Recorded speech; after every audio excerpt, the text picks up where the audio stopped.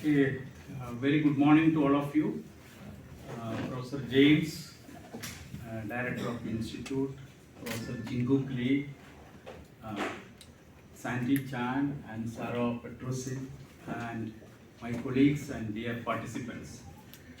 Uh, Welcome you to this one-day workshop on harmonization of aging data around the world. When the LASI report and data was released last year in January, and lot of people started using the LASI data, IAPS alone around 32 PhD scholars are working on their dissertation using LASI data, and of course in other places as well. So there was a need felt that if they want to compare the LASI data with similar HRS studies done in around 49 countries around the world, what are the ways in which this data can be harmonized and used more effectively? So many PhD scholars and young researchers felt that that is very important and we need to do that. Now we also have a HRS type of study and data for India in the form of LASI. So based on that request and need, we thought it is very important to have a workshop on harmonization of aging data around the world. And when we are thinking about aging data and harmonization, I think the first person come to our mind is Professor Jinguk Lee. I think I don't have to introduce Professor Jinguk Lee to all of you. Many of you might have referred her large number of research papers and publications. She is the director of the Global Aging Research and Policy at the University of Southern California.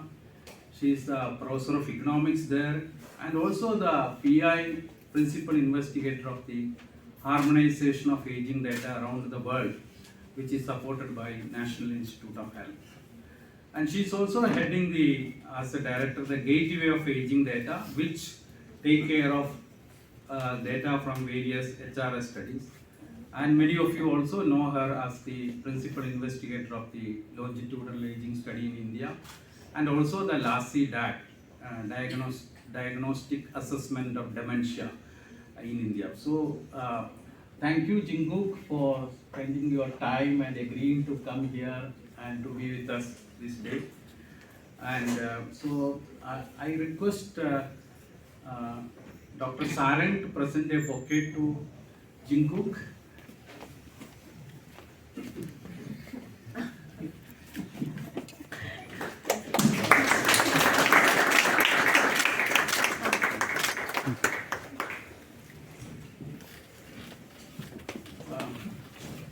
We have Sandy Chan with us. She is the director of the data management at University of Southern California. Also directly dealing with LASI and LASI data. Many of you might have communicated with her. She has come to IAPS at earlier occasions also and interacted with our team. So we are thankful to you for agreeing to be here. And I request Rufi to present a bouquet to Sandy.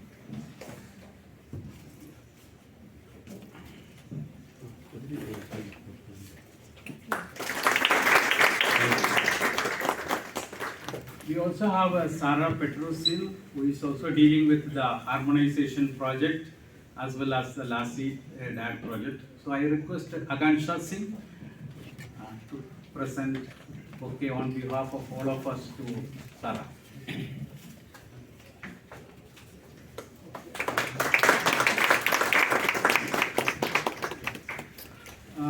So this program is organized on behalf of Center for Aging Studies and the Short-Term Training Program Cell of IAPS. As you know, last year we, under the initiative of our director, Professor James, and with the approval of Ministry of Health and Family Welfare, Government of India, IAPS started a new center called Center for Aging Studies.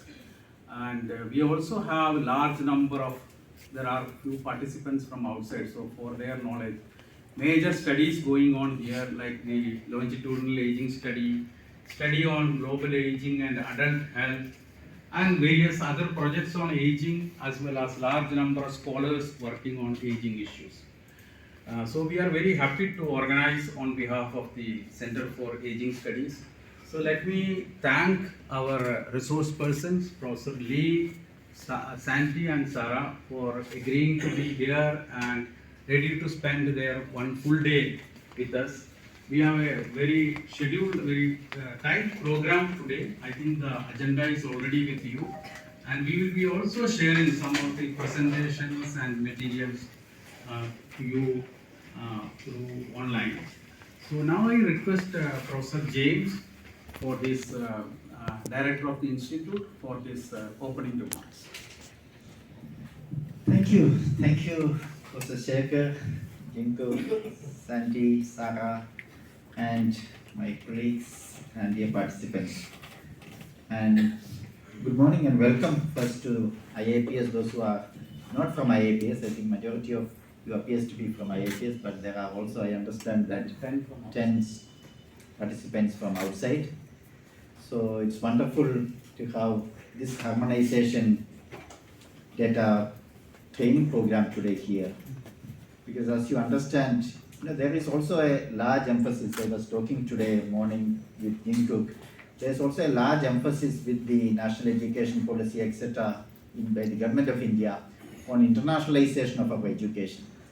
Because as you know, all our universities and all the PhD scholars in India only work on Indian data, because India is so huge. So we have perhaps many countries combined together here within India, but at the same time, it's also very important to understand what is happening outside India.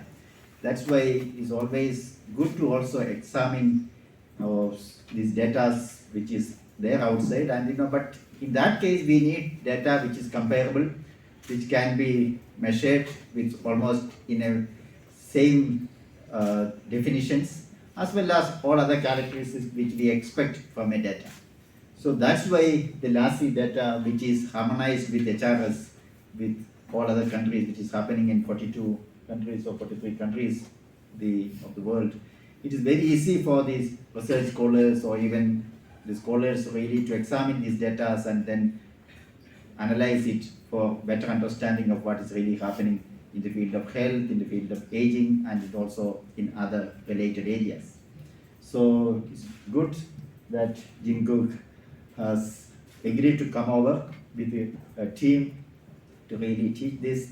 I thank Professor T.V. Shekhar and the entire center for taking this initiative for organizing this training program, and I am sure all of you will immensely benefit to understand what are the data systems in each of these countries available, and also to appreciate what is really happening across the countries, so that we can also take very informed policy decisions on the issues of aging and health. Thank you once again, and have a very fruitful deliberations and training program for the day. Thank you.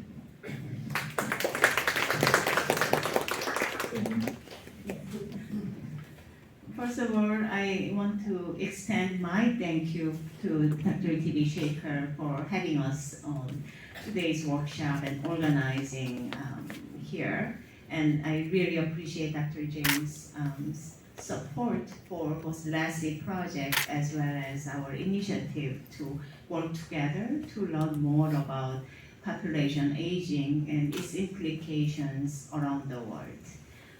It will be a great pleasure to work with you because there are so much data that you can utilize and take advantage. It's at your fingertips. In that regard, I want to also thank my team, Ms. Sandy Chan and Sarah Petrosian, to come out here, not only coming out, but really preparing the program for you. So you will have today hands-on experience of how to work with this data, starting from what kind of resources are available, how you can find them, navigate the systems, and then download the data, run the analysis, and with a lot of different examples. So by end of today, you will be equipped with the knowledge that how you can search for different data sets, how you can conduct the analysis, and what would be various resources you can take advantage of. So hopefully, with this day forward, you can take advantage of various data set, not only the LASI data, which is homegrown, but also together with other various international data sets. And thanks very much for finding time today and spending one day with us. Hopefully, it will be a productive time for you to years to come. Thank you very much.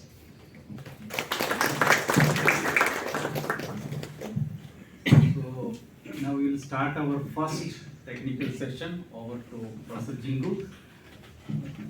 Development studies around the world, as well as the dementia study, which is built upon the health and retirement studies. So, as many of you know, the world older population is growing really rapidly. So in 2010, global population ages 60 and older is just over 1 billion, but this is going to be almost like 2.5 times by 2050. It's a remarkable population structural changes. It has a lot of implications for the society as well as individual families around the world. And what is most interesting is where this population aging is happening. So if you look at this graph, you can see the share of total population age 65 and over by different parts of the world.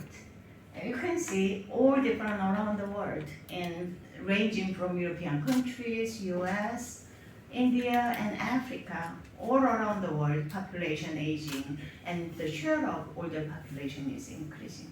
But look at the blue line. The blue line here is showing the steepest increases in older population. That's this Asian countries. South Asia especially is growing population changes most rapidly, which brings the importance of the LASI study and importance of thinking about population structure in South Asian countries. So population aging is really a triumph of civilization, right? It used to be we all have very shorter life. The average life expectancy is just around age 60. But things have changed completely. Now everybody is enjoying the much longer life expectancy, but many questions came up with that increased life expectancies. Is the increased life expectancy is also means healthy aging, or it's just like older people living extended period of time with the disabilities, other health problems. That is a serious issue, right? And if they cannot no longer work, then society has to support those older population. It used to be 5 workers support 1 elderly person. A country like Japan, they have life expectancy has been lengthened so much. Now only 2 workers have to support the 1 elderly person. It has tremendous implications for the society. It's not only the number of working persons supporting, but think about the health expenditures. So most of the health expenditures are spent by older people in older developed countries. Now the cost is increasing so much, again creating a lot of fiscal burdens to the society, and that's why many policymakers develop such a profound interest in population aging issues. And it's not only just understanding the issues, we need to find the solutions for these various problems. The importance of thinking about population aging is there are many other countries that has experienced population aging already. So countries like US, countries like Japan, many of the European countries already start dealing with this sort of population aging issues much earlier than in Asian countries. But the problem is twofolded, right? We haven't really, India has not really thought about population aging as much, but the population aging is happening so fast. So we don't have a lot of time. We have to come up with a solution very quickly. So I think that's why we want to really try to learn from other countries' mistakes. Many countries made a lot of mistakes. in creating the burden. I'm from US, right? US has spending so much money on healthcare, but still a lot of Americans have worse health than Europeans, especially the young elderly. But if you look at all this world, Americans are doing much better than the European system. That's because American system, the care, once the disease developed seriously, they do provide better care. But when people are just developing the small health problems, they don't know how to, they are not dealing with it because health insurance are tied with jobs and it is not universal. So I think India has a lot to learn from the mistakes of other countries have made. So by looking at what has happened in other countries, you can make a solid suggestions for your government. So that's why the health and retirement study started. So it goes back a long time. The study of health and retirement study started back in 1992. And that was started with a very humble beginning. They only studied people with age 51 to 61, one birth cohort in 1992. And that was done by a small group of economists and few geriatricians. So study was only focused on health and economics. But as you know, our life is not just consist of health and economics. Our life is full of our family members interacting with the society and participation. And how we feel about it, at the individual level also matters a lot when we think about the health outcomes. So the studies start to develop paying attention to those other issues. Especially the study came in from Mexico, was started back in 2001. That study was very important to understand the immigrant health because there are a lot of back and forth between Mexico and US. So by bringing Mexico to comparing with the US, people have found Mexicans in the US have much better health than Americans living in the United States. And then later on they found out that main reason driving that is the immigration health bias. The selection bias of only healthy Mexicans are coming to the US. It's not because Mexicans are better health, it's just better health Mexicans coming to the US. So it brought up make a huge contribution to the literature to better understand immigration health. In 2002 then, the new study came up in England.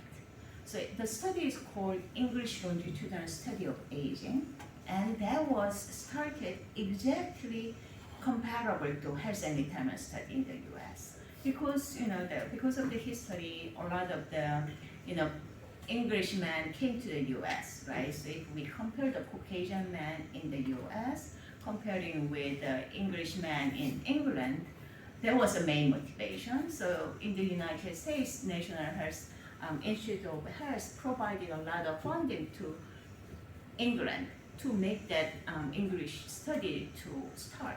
But of course, the British government also trying to work with the US government and launch that project, which now we call it ELSA. But ELSA made a significant impact on HRS. Although it started in 2002, they brought a lot of innovations to the study that US study never thought about before. Two important innovations. The first innovation that ELSA study brought into the world was biomarkers. They are the first study sending the nurses to the communities, measuring height, weight, and they also collected a lot of information about their health conditions using biomarkers. They started the genomic studies first in England. So US health and retirement study previously focused only on a lot of the economics, not really thinking about health. They started bringing those health components to the US studies. And another important element that ELSA brought into the table was the psychosocial aspect of it. So US study team did not even include the psychologist in the HRS studies.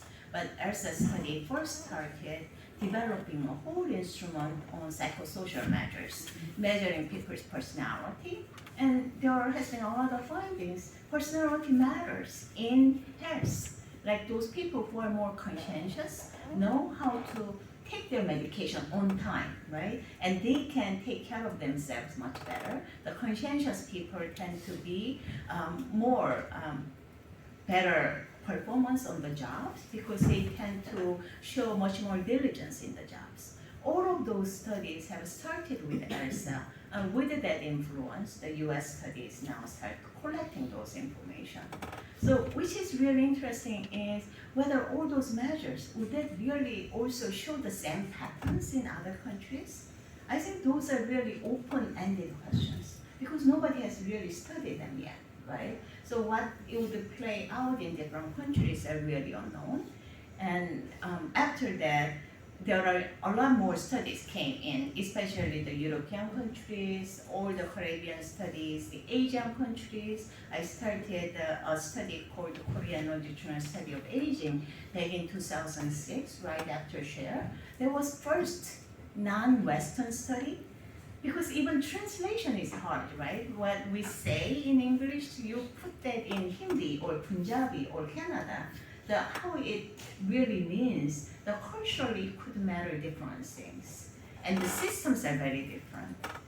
But still, what we are trying to capture is really the process, the core concept, not so much of the word-to-word translation. That's not what we are caring about, right? What we are trying to care is we try to understand what the retirement means, what the health means, how people are doing, and within the context, we're trying to understand that.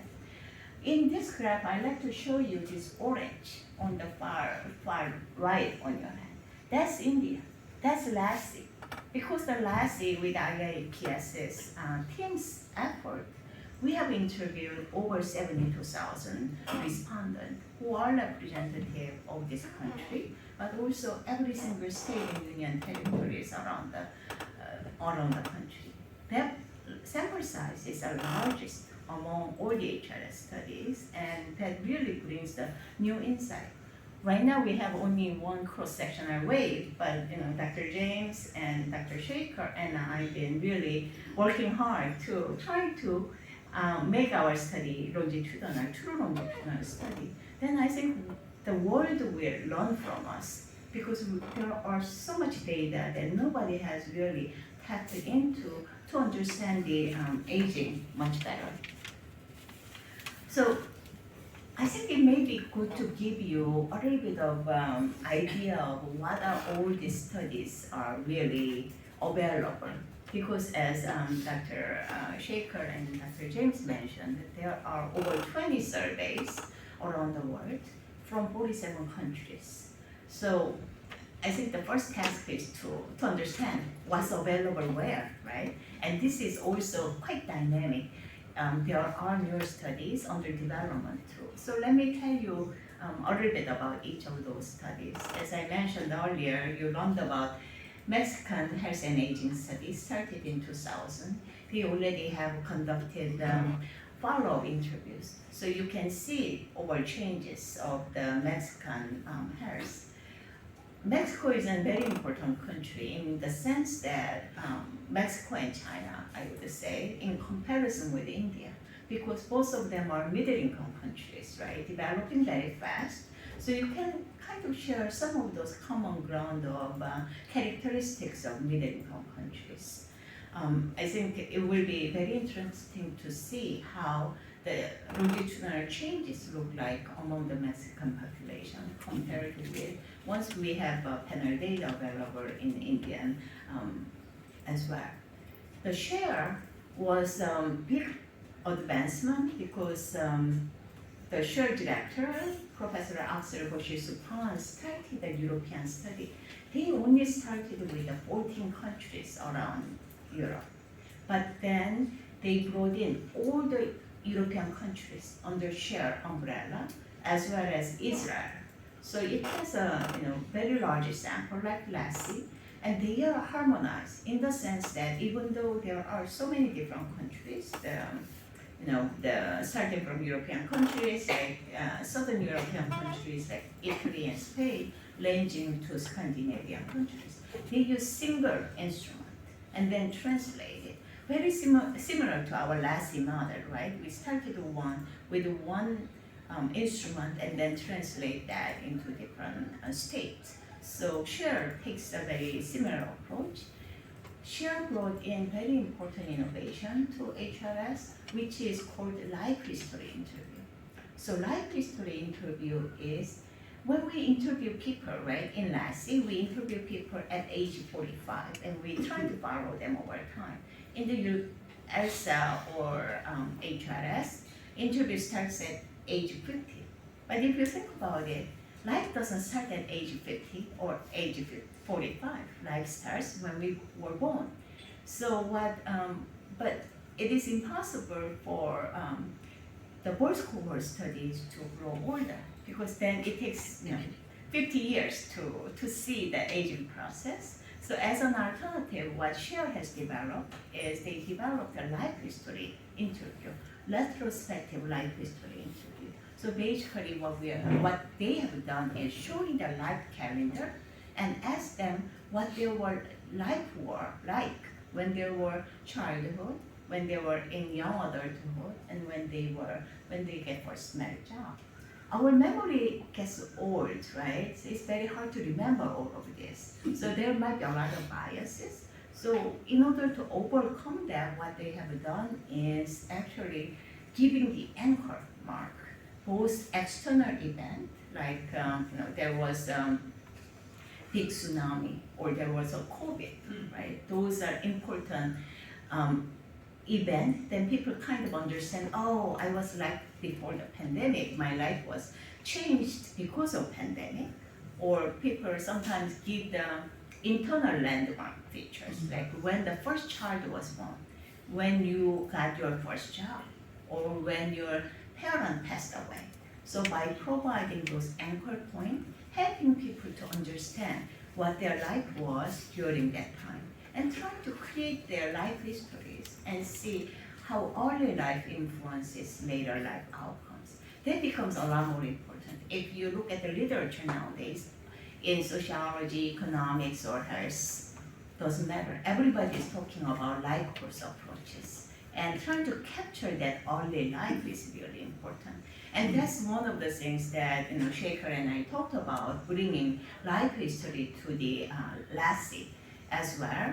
I think we can aim to do that in wave 3 once we finish up our first follow-up, but it will be very good to get to those retrospective life interviews. So in survey like Share, they actually start with a retrospective life interview and get to know what the respondent's life is, and then they build on their interviews after that. A lot of older adults, whether they are in India or Europe, they like to talk to interviewers because they get lonely, right? And sometimes they really enjoy the company. So I think those are very important features that we can provide. There are so many studies. I can talk about hours on each of these studies, but probably I should move on to the next set of slides. And if we have a little bit of time left, and you can tell me which survey you want to know more about, then I can tell you more about that. So all of these studies, I think there are very important key characteristics that you need to understand and thinking about these surveys. Very important aspect of all of HRS study is its population representative. This population representative is important, especially if you want to make a policy recommendations. You want to say something about your government. What should be the intervention that government should be thinking about? In order to make that important implication, draw the implication, population representativeness is very important. The other one is longitudinal. We are not just interested in cross-sectional findings. What we want to understand is the changes, how people's life changes when we get older, right? So that can be only achieved when you conduct longitudinal interviews. And when we do that, it's very important to follow the same people so we can observe the changes with the same people.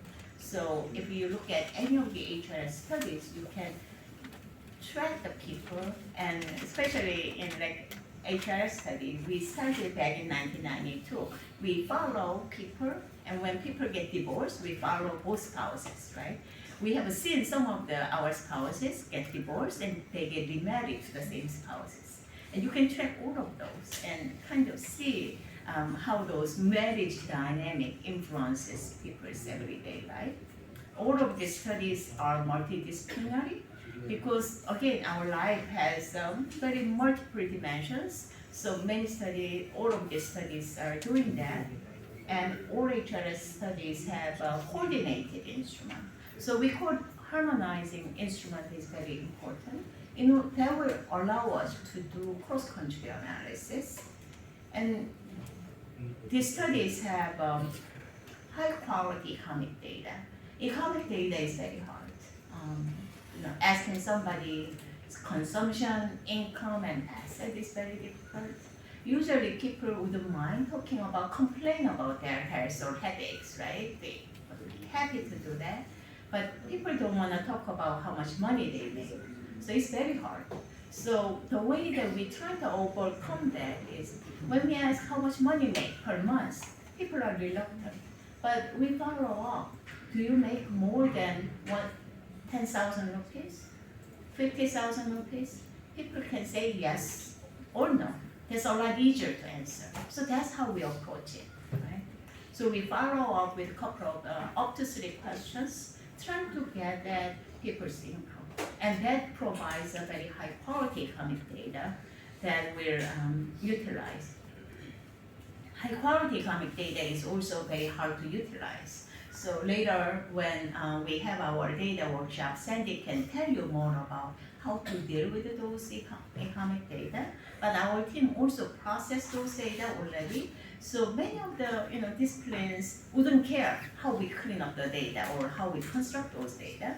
So we could provide those already processed data to the research communities. So we can tell you about how we process the data and how you can get at those cleaned economic data. And then the biomarker data is another important landmark. And all these studies are trying to get at biomarker data. Some uses venous blood sample, some uses dry blood specimen, some uses performance measures. But again, we try to calibrate dry blood samples with the venous blood sample because even though the assays are good, calibration is very important. Because when you make a reference, you want to talk to the doctors how this blood sample, HbA1c level, how that would translate to if you go to the hospital and get your blood drawn and get the measures. So all of these studies have integrated those and making it. And the other important thing is making it publicly available. So we provide all the code on our website. It's all for you to grab.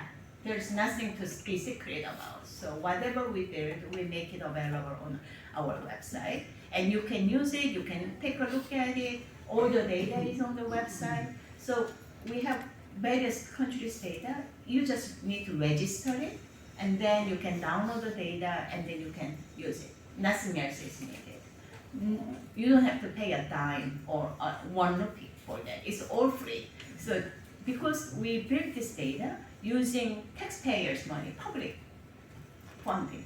So none of this is not our own property. So you can just use it. I think as we talked about it, all the HRS studies tackle common research questions because we are all thinking about how to help the government to address the population issues around the world. But all of these studies really trying to capture relevant information within the country because systems vary so much. We cannot just use the same instrument that I used in Korea or US. This is India. We cannot use that. So we need to really translate that, try to capture the programs that's relevant in this country. And we work very hard with IIPS team, particularly worked hard on that. But let's think about what it means by tackling common research questions. All of the studies want to study aging and retirement process. What that means is we have to really capture the population before they start retirement process. So some of the countries have early retirement ages, or they have a shorter life expectancy. Then we interview them at age 45 instead of age 50. But once India becomes richer and life expectancy get longer, then maybe future LASI survey in wave 5, we may consider it to start from age 50 at that point, right? There's nothing magic about age 45. It just picked up based upon that process. And because we are doing longitudinal survey, we adopted cluster design, trying to keep the cost low. Otherwise, it will be too expensive and impossible to trace people. And because if we are interested in trends, then it is very important to have population representative sample in every round.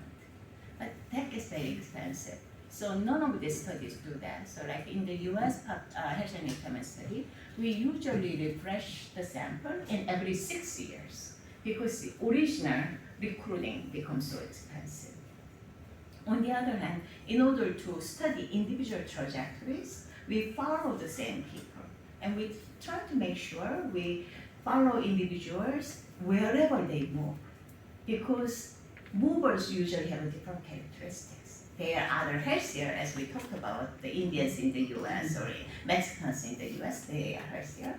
Or people move to the other family members, meaning they have larger families. So whatever the characteristics is, we want to follow where people move and try to understand their trajectories. Nowadays, a lot of people are very interested in health disparities.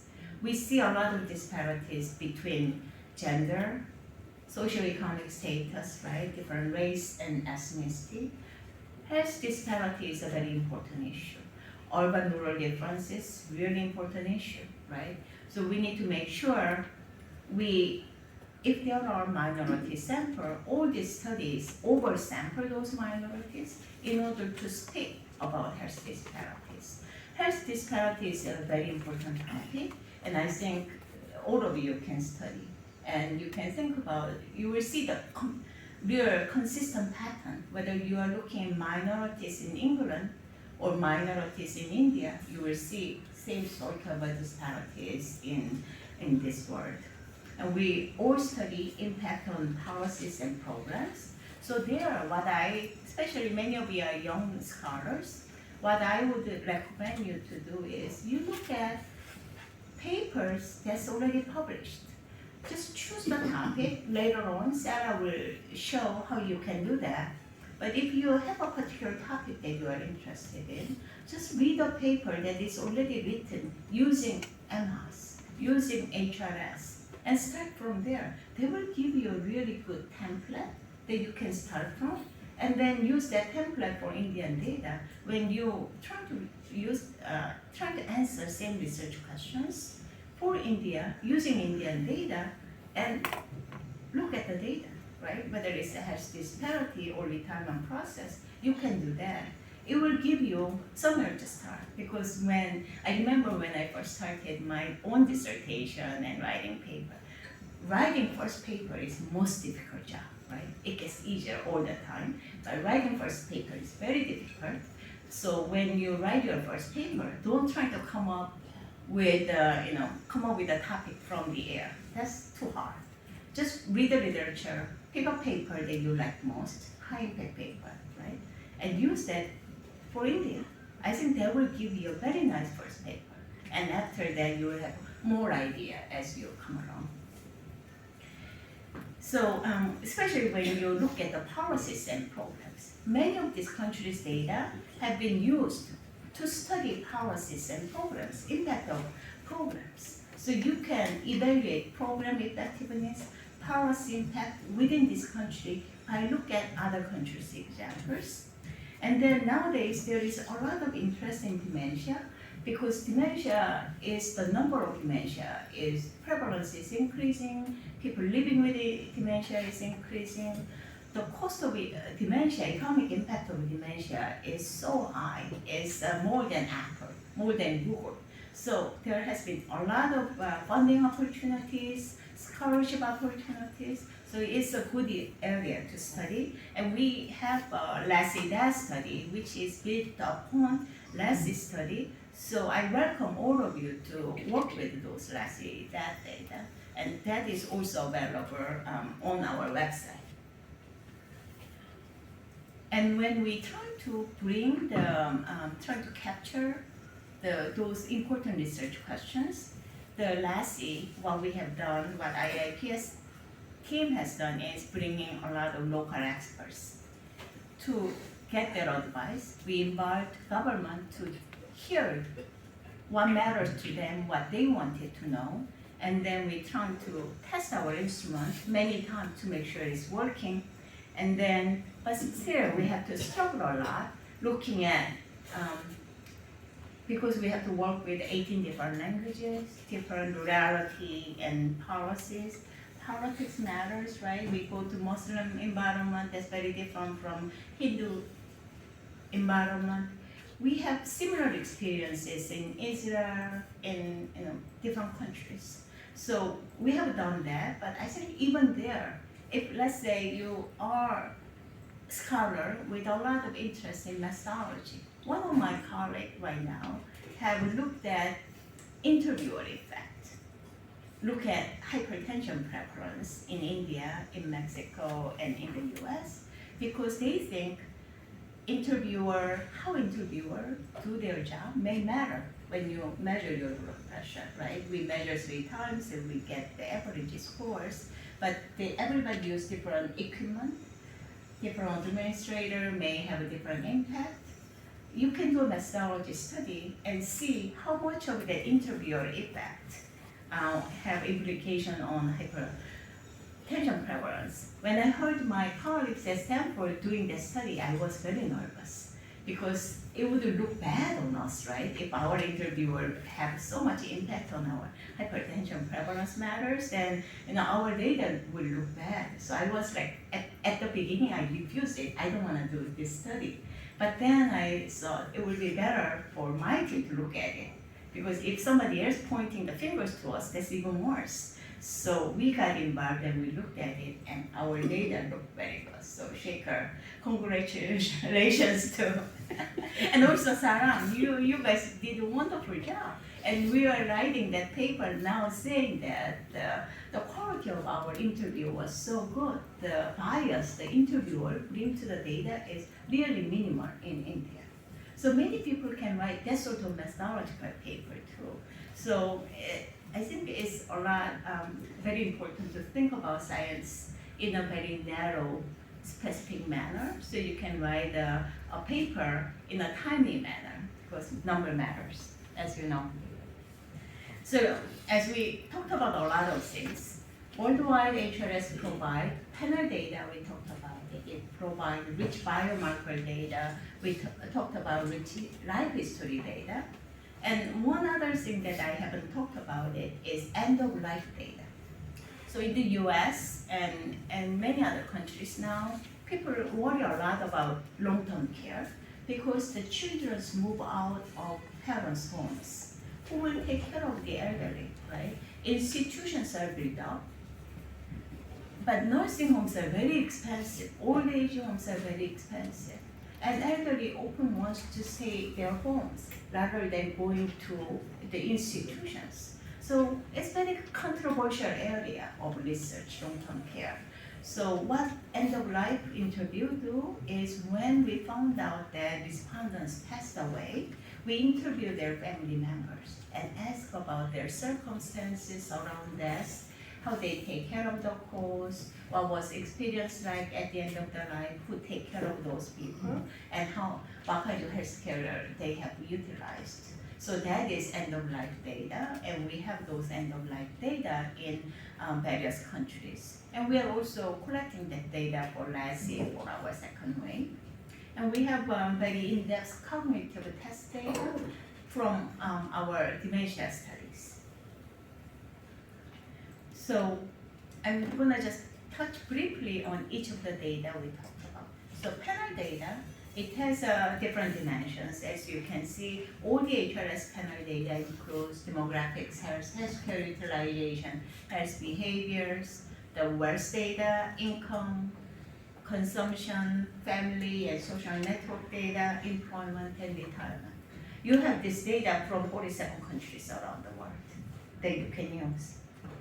Biomarker data, we have most of the countries have anthropometry data, so like you can study obesity. Obesity is really good topic. Everybody is interested in obesity. But what I found in India, important to think about, you need to show the double burden, which is very unique, and I think it's a great research topic.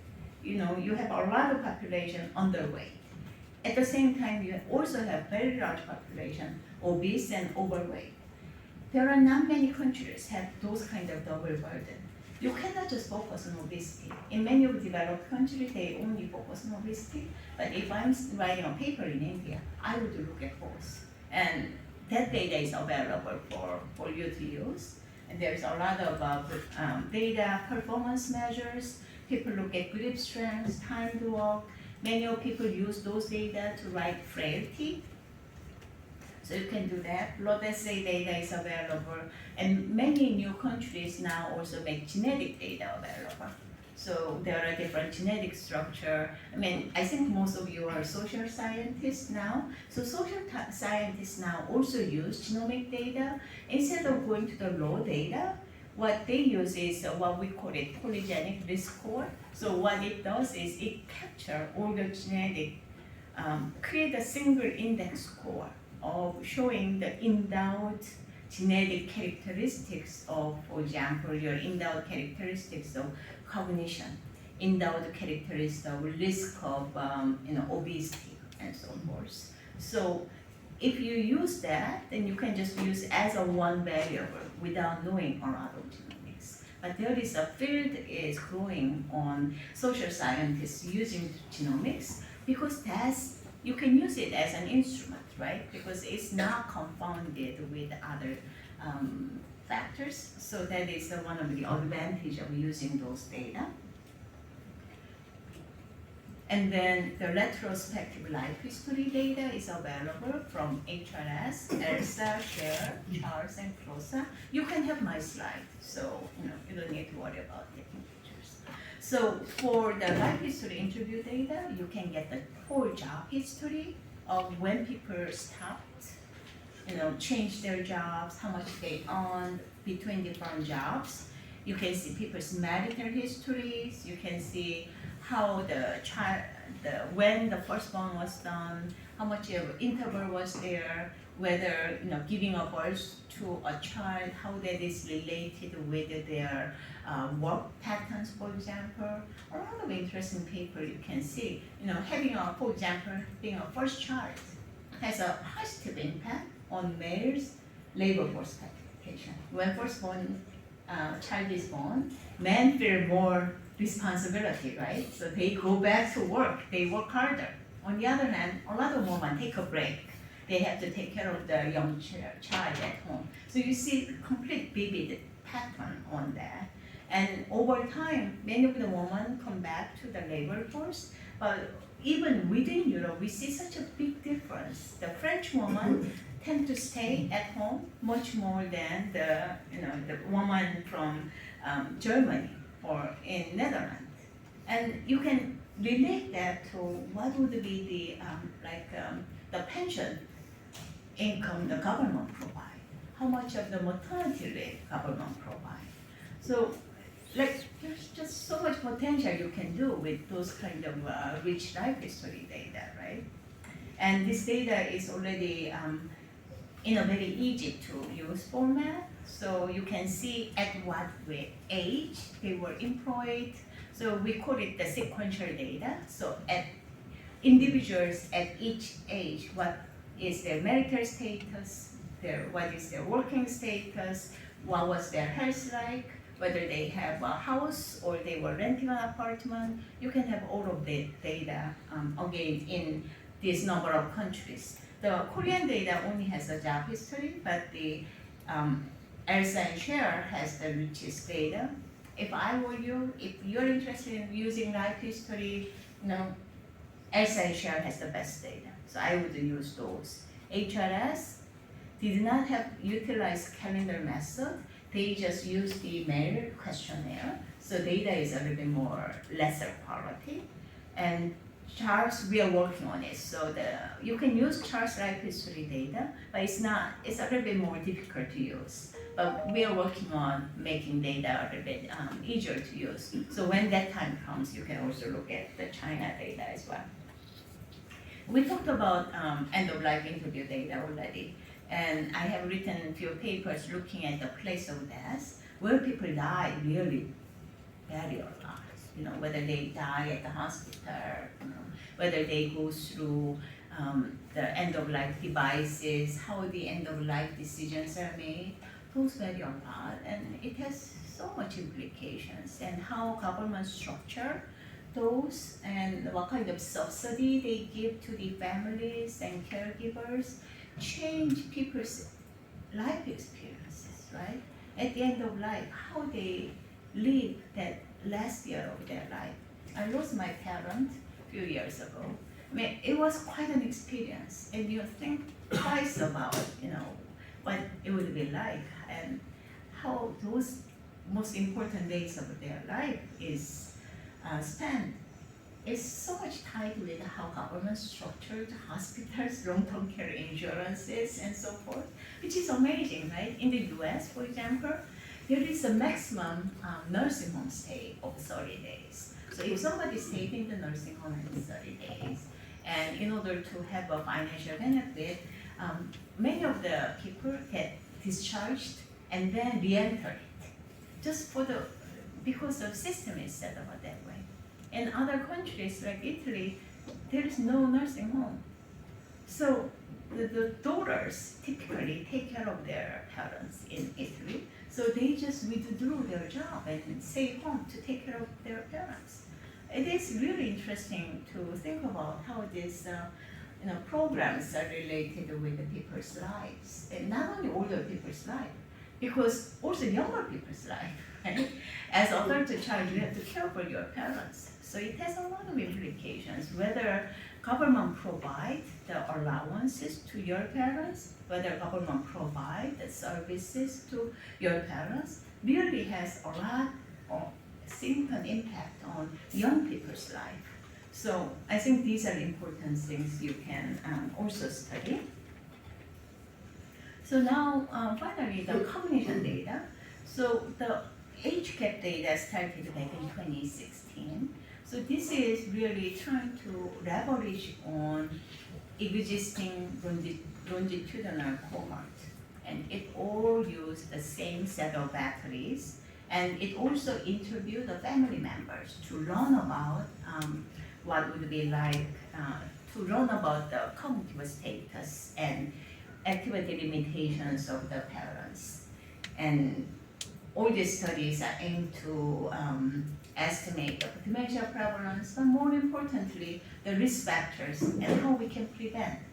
Right now, despite there has been so much investment has been made, there is no cure for Alzheimer's disease. There is no cure for dementia. But if we can delay the onset of dementia, or we can just making them to develop such syndromes 1 year later, 2 years later, that makes such a big societal impact, both in terms of money, but in terms of the family burden. So it is a very important research question that you can study. And because we are building this data on the panel data, on top of panel data, we have so much information about these people already and their families that you can study. So this is where the data is available. So, so far, there has been this dementia study funded in the United States, Mexico, England, China, and India that we are currently launching our second wave of Lassie that Shaker came out for our launch event last Monday. We are training the interviewers right now, trying to send them to the field for the second wave. But there are also other studies in Chile. South Africa has a small study. Also, SHARE is doing 5 countries in SHARE, not every country, but Germany, France, Italy, Czech Republic, and Denmark. They are doing a dementia study right now. And also Ireland and Northern Ireland are currently in the field collecting their data. And from Caribbean countries, we have Puerto Rico, Dominican Republic, and Cuba. Those 3 countries are conducting dementia study. And I'm involved in doing a study in Kenya. So as you can see, many different countries around the world. And there are few studies completed, actually 2 studies completed their second wave.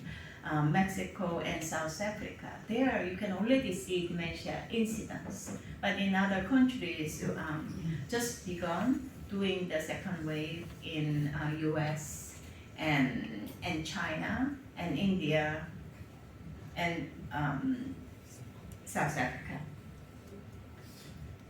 Because there are so much data. You heard about me talking about so much data. It will be almost like too much, right, for you to go over all of those. So what our team, the Gateway to Global Aging team, has done is providing this data, helping you to navigate this. So we provide key information about each of these surveys. What would the samples look like, how they recruited that sample, where is the questionnaire, what would be the data collection protocol, how you can get the data. So we provide that information on our website. So if you come to our website, that will help you get to those information. Although all of this data set are capturing the same concept, as we talked about it, every survey made modifications. And those modifications is very important to note when you run the analysis. So we provide a search engine helping you to compare how the questions are translated differently, how it was framed differently in order to accommodate those cultural and societal differences. So you can do that. We have also written some user guide and summary concordance table, which Sarah will tell you more in the next section. We then have harmonized data profile. So harmonized data is the clean analysis data. So it combines all the longitudinal data. So you don't have to link multiple data sets. So it's all in a single data file. And you will, later this afternoon, Sandy will show you how you can take advantage of those data files. And we also have publications website, so that kind of allows you to choose a topic, choose the study, and identify all the relevant previously written papers. So you can see and start from there. We organize a lot of webinars and user workshops like this. So, and we keep all our previous user webinars and workshops on our website. So you can see the videos of what we have done. And you can also just download the code that we provided as a part of the workshop. So many of those examples you will have access. And we have a help desk. So if you have specific questions, you can just write to our help desk. And we're trying to provide an answer to those questions as well.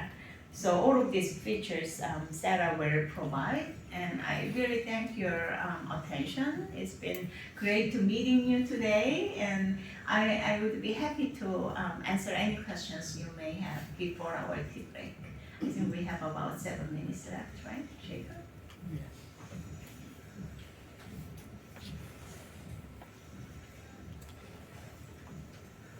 Does anybody have any questions?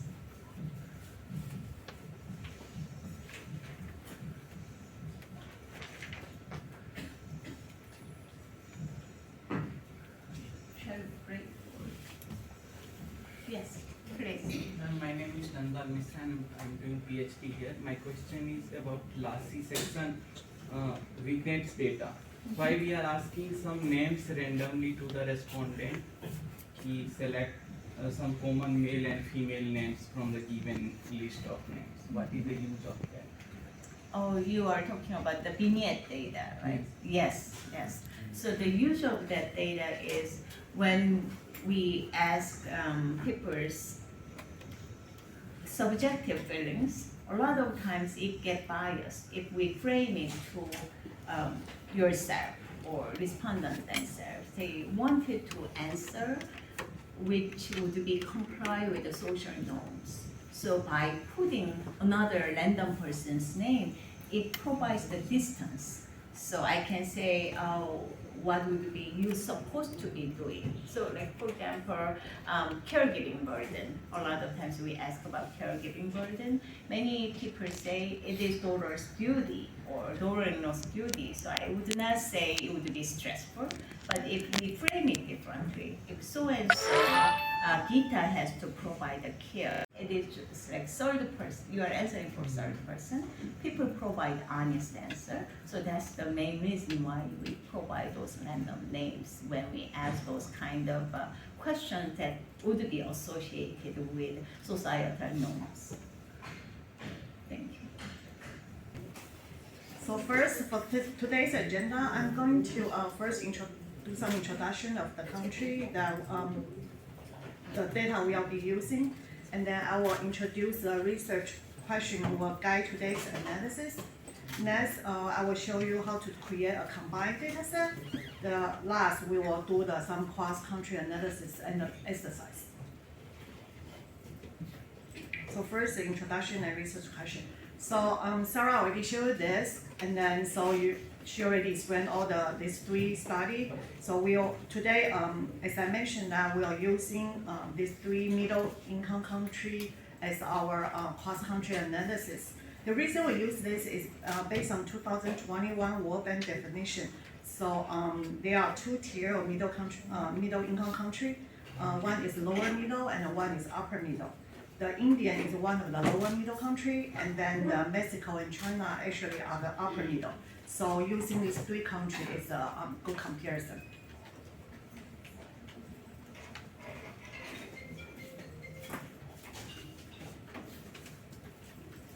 So as Sarah already showed, so on the Gateway website, you can find more information about these three studies.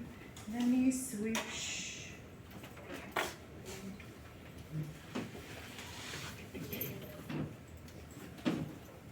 So this is our Gateway website. As you probably already, I think most of you already registered as a user. So in this website, as Sarah showed, so here we have a study overview. I hope you can see it. Let me increase the font a little bit.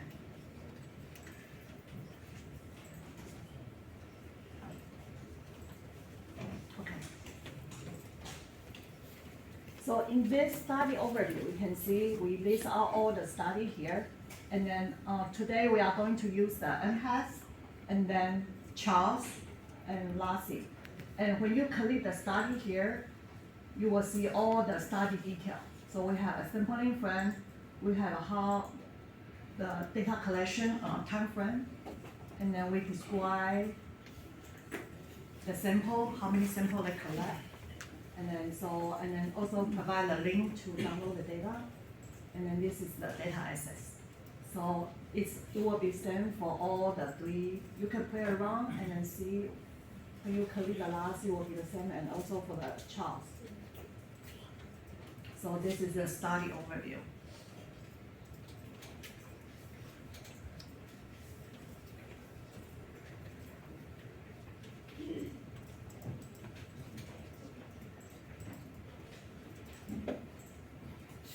So now I'm going to introduce today's research questions. So it's a caregiving burden and unmet care need across India, Mexico, and China. It's actually one of the attendees just brought up during the first session of our morning session. So now I'm going to show, since we are going to use three country of a data set, so I'm going to show you how you can access and download those harmonized data set and then create the combined data set. So these are the steps. So first, we are going to download the 3 harmonized data set, and then we will identify the relevant variables. And then next, we'll combine all 3 data sets into a analysis data set. And last, we'll create some variable and then run some analysis. So first, let's download the harmonized LASI.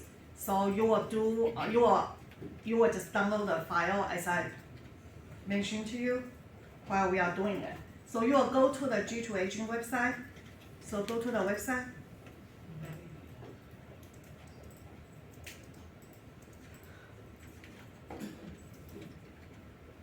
So under the download tab here, you will click on download the data. And then let's first download the LASI. So here you can see we have different first column. First row is linked to the download survey data. Second one is instrument instruction. And then third is the download. So you will click the link here. It should show you, direct you to this download page. So I want to explain to you. So this is the LASI download page. On the first, the upper page is the LASI raw data. So I think you probably already have access to the LASI raw data because IIP has also provide this raw data to all the students here and also provide to all the research community. And then, so in here, we also provide in our gateway website. So we also provide 4 different formats. So we provide data, SAS, SPSS, and R. But in this data package, we separate out 3 data files, cover screen, household, and individual data, including the biomarker. And then questionnaire, we also add a user guide. And then we also create a raw data codebook. The raw data codebook is just like showing the basic frequency for all the raw variables. So probably you guys are already familiar with the data set. Now, you will log this data set. So we mentioned about the harmonized LASI. So this data set, as Jinko and Sarah mentioned, is a user-friendly, clean version of the data set. And this file contains all the summary measure. We already cleaned the file for you. You don't need to do any linkage. And then all the variable has been cleaned. And then we provide a codebook. I will show you later. And then also we provide this data code, how we create each of the variable in each of the session. So if you want to use a different definition, or our definition is not really comparable with your research topic, you can use our code and then change it and then make it as your own. So that's a great thing we provide. So so everybody will just click the link here and then download it. So you see, you will download a data package down there. So anyone has trouble downloading the data? You can raise a hand and we will help you. Since later on we are going to run some data program and then, so it's important that you have access to the data set.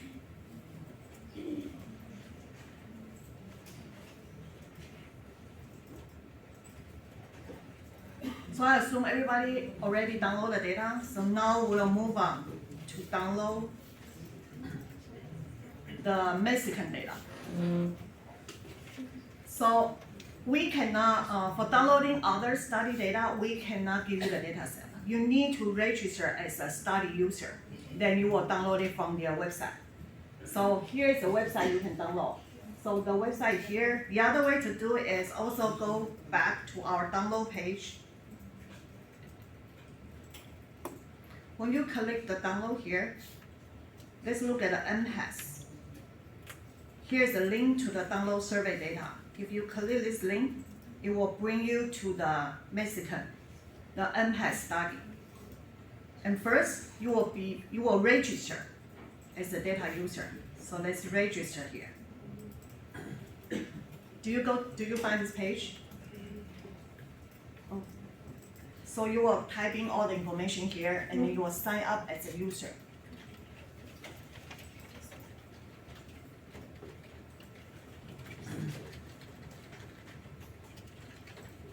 You can raise a hand if you have any question.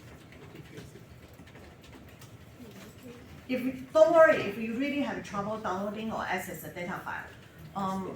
I will share an example just for today's workshop purpose. I create a subset, like 100 observation for each of the data set. And then you will still get a chance to practice our data program. So when you're back home, you can go back here, since we will share the slide, and then you will download the real data and you can still run the code.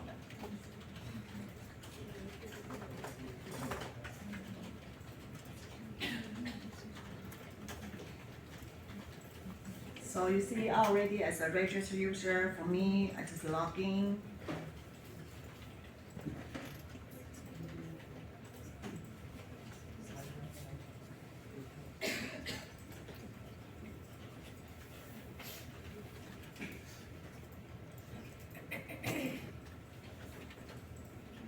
Can you raise hand if you are able to log in?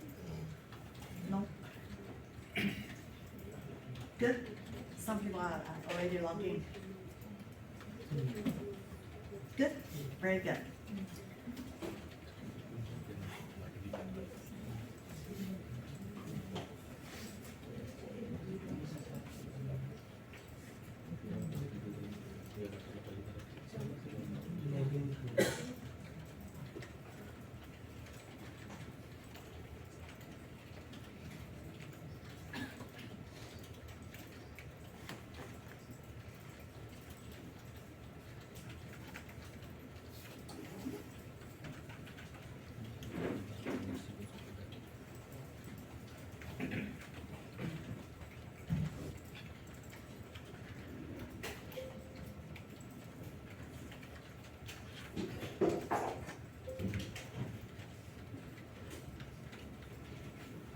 So as I mentioned, don't worry about it if you really cannot download the file right now.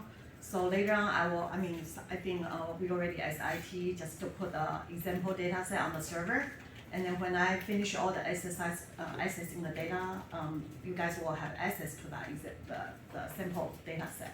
And then so you will still get a chance to practice the data program. So assume everybody already log into this the MHAS study website. So where you can find our harmonized data set, it's under this data product. You click on this, and then here is a harmonized data page. So again, you click on the data product, and then click on the harmonized data page. So this page will show up, and then here, it's hard to see. So our harmonized MHAS data file are here. So we provide a harmonized data file. Again, we provide the data creation code. We also accompany with a code book. And then as we show on the Gateway website, we create an end-of-life harmonized file. This contains all the end-of-life data set. So end-of-life more like exit data. So when the respondent die, the interview will go back to ask the respondent family, the deceased respondent family to asking bunch of questions. So it's called an end-of-life survey. And we also working with the MHAS team. We are going to create a harmonized MESCA. So MESCA is an HCAP study, part of the HCAP study, just like the LASI data and then the HRS HCAP. So it will be available soon. So any questions so far? Okay, so let's move on to download the third data set. So again, let's go back to the download page here. So we already downloaded the MHAS, we download the LASI. Now we are downloading the charts. So in here, charts, you will click on the link to the survey data. So let's click here.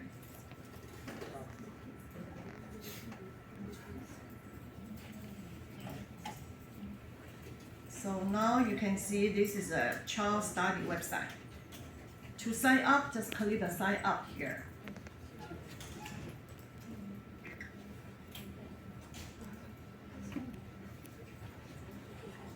And you will click the yes, I agree all terms.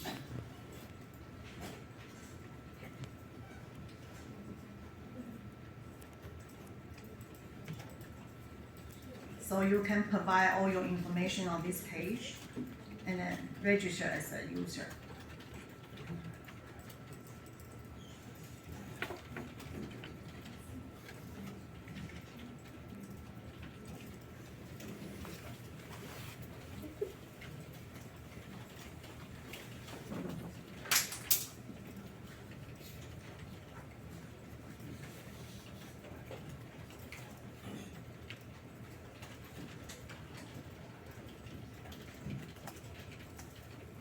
Yeah, someone told me it may take a couple days. Sometimes the Charles team approve the registration really fast, but sometimes they take a couple days. So just want to let you guys at least you submit it and then wait for the data come to you. And then they will send you an email notification saying you are the registered user.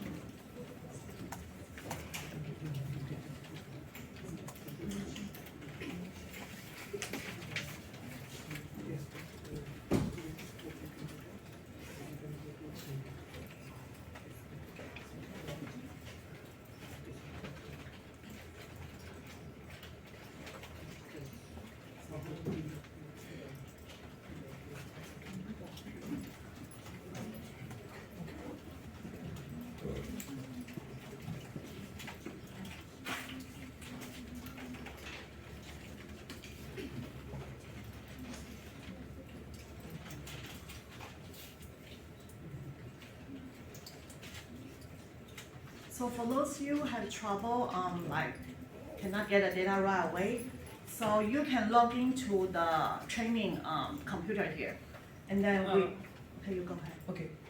Please open your computer and this ICT computer and press Control plus R. Sorry, Windows plus R for the run.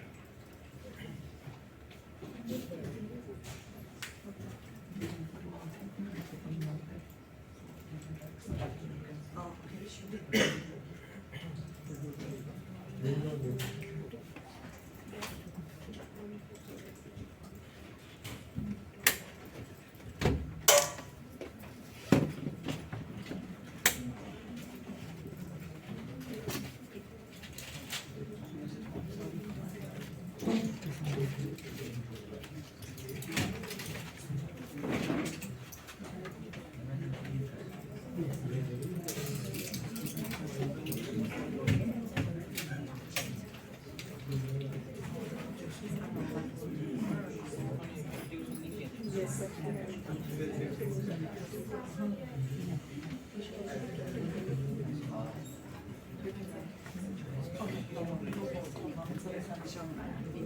So it sounds like everybody cannot get the Charles data right away. So let's turn on your computer and then to access this folder on the PC, and then we can do the exercise together.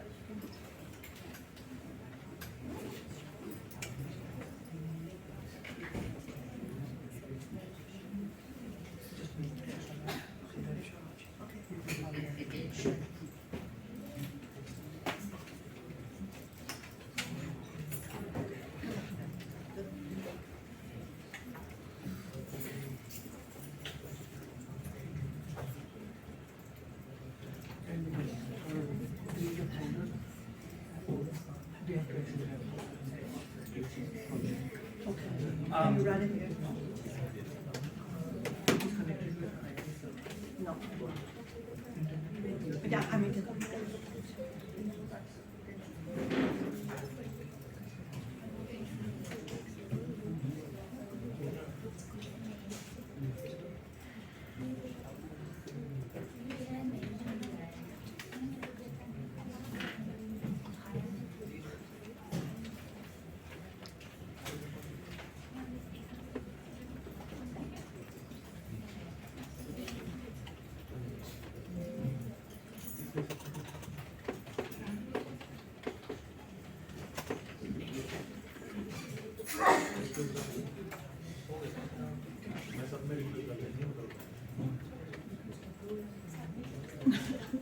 Oh, you don't have credentials. Yeah, I don't have. But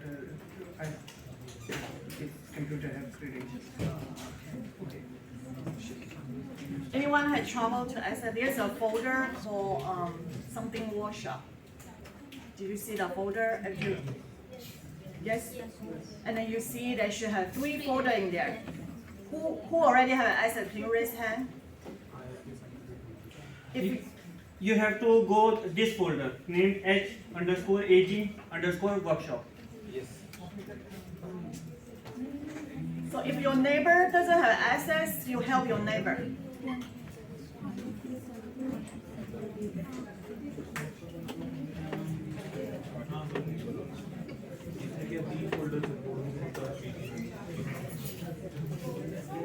So raise a hand if you still don't have access. Copy that folder into desktop and then you can access the data. No, they have data file as No, they have data file.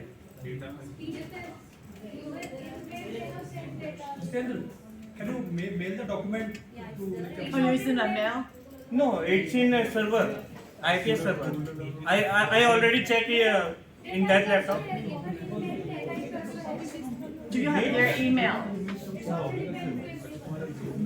No, I'm saying only for this training purpose. Our data set also already mailed in the directly mail. Everyone has that. Short-term savings program people have already mailed it. What? Data. This same data, she is saying it has been. Oh, Okay, those who are okay. having mail, they can access through if mail. they are Those having not having, email, they can access from get there. Oh, okay. So, Okay, so then- who doesn't have the 3 folder? Who doesn't have the folder of the data? How about this? So you That is can also mailed. No, yeah, because you get it from your email or get it from here. Yeah, either Wherever, way. get that You should have the folders. data. Yeah. yeah, either way, you got an email or using this way. Who doesn't have the access to the 3 folder I create? That's right here. Okay, everybody has that, so let's move on. Thank you. Perfect. Let's move on.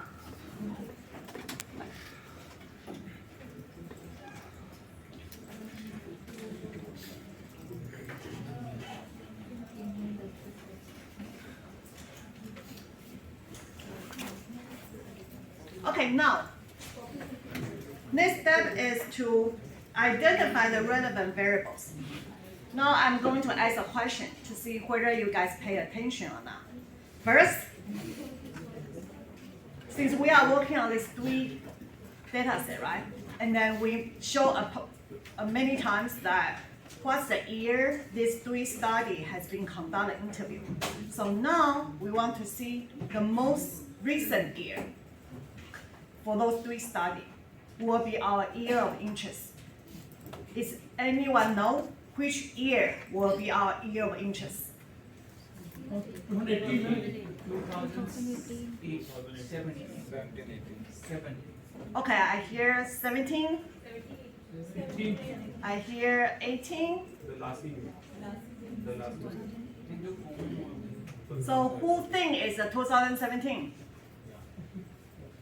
Okay, we have 2 people here. Who think is 2018?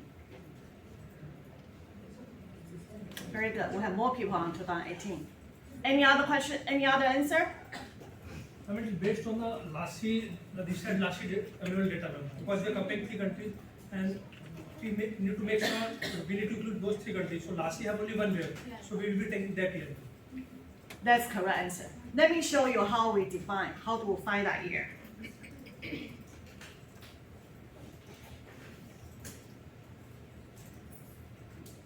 So if you go to our Gateway website,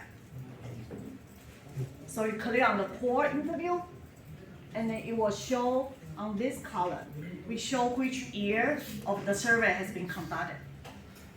So we are interested in the most recent, right? And then, you know, for the Mexican MHES study is 2018 to 19. And then for the Charles, we have a 2018 to 19.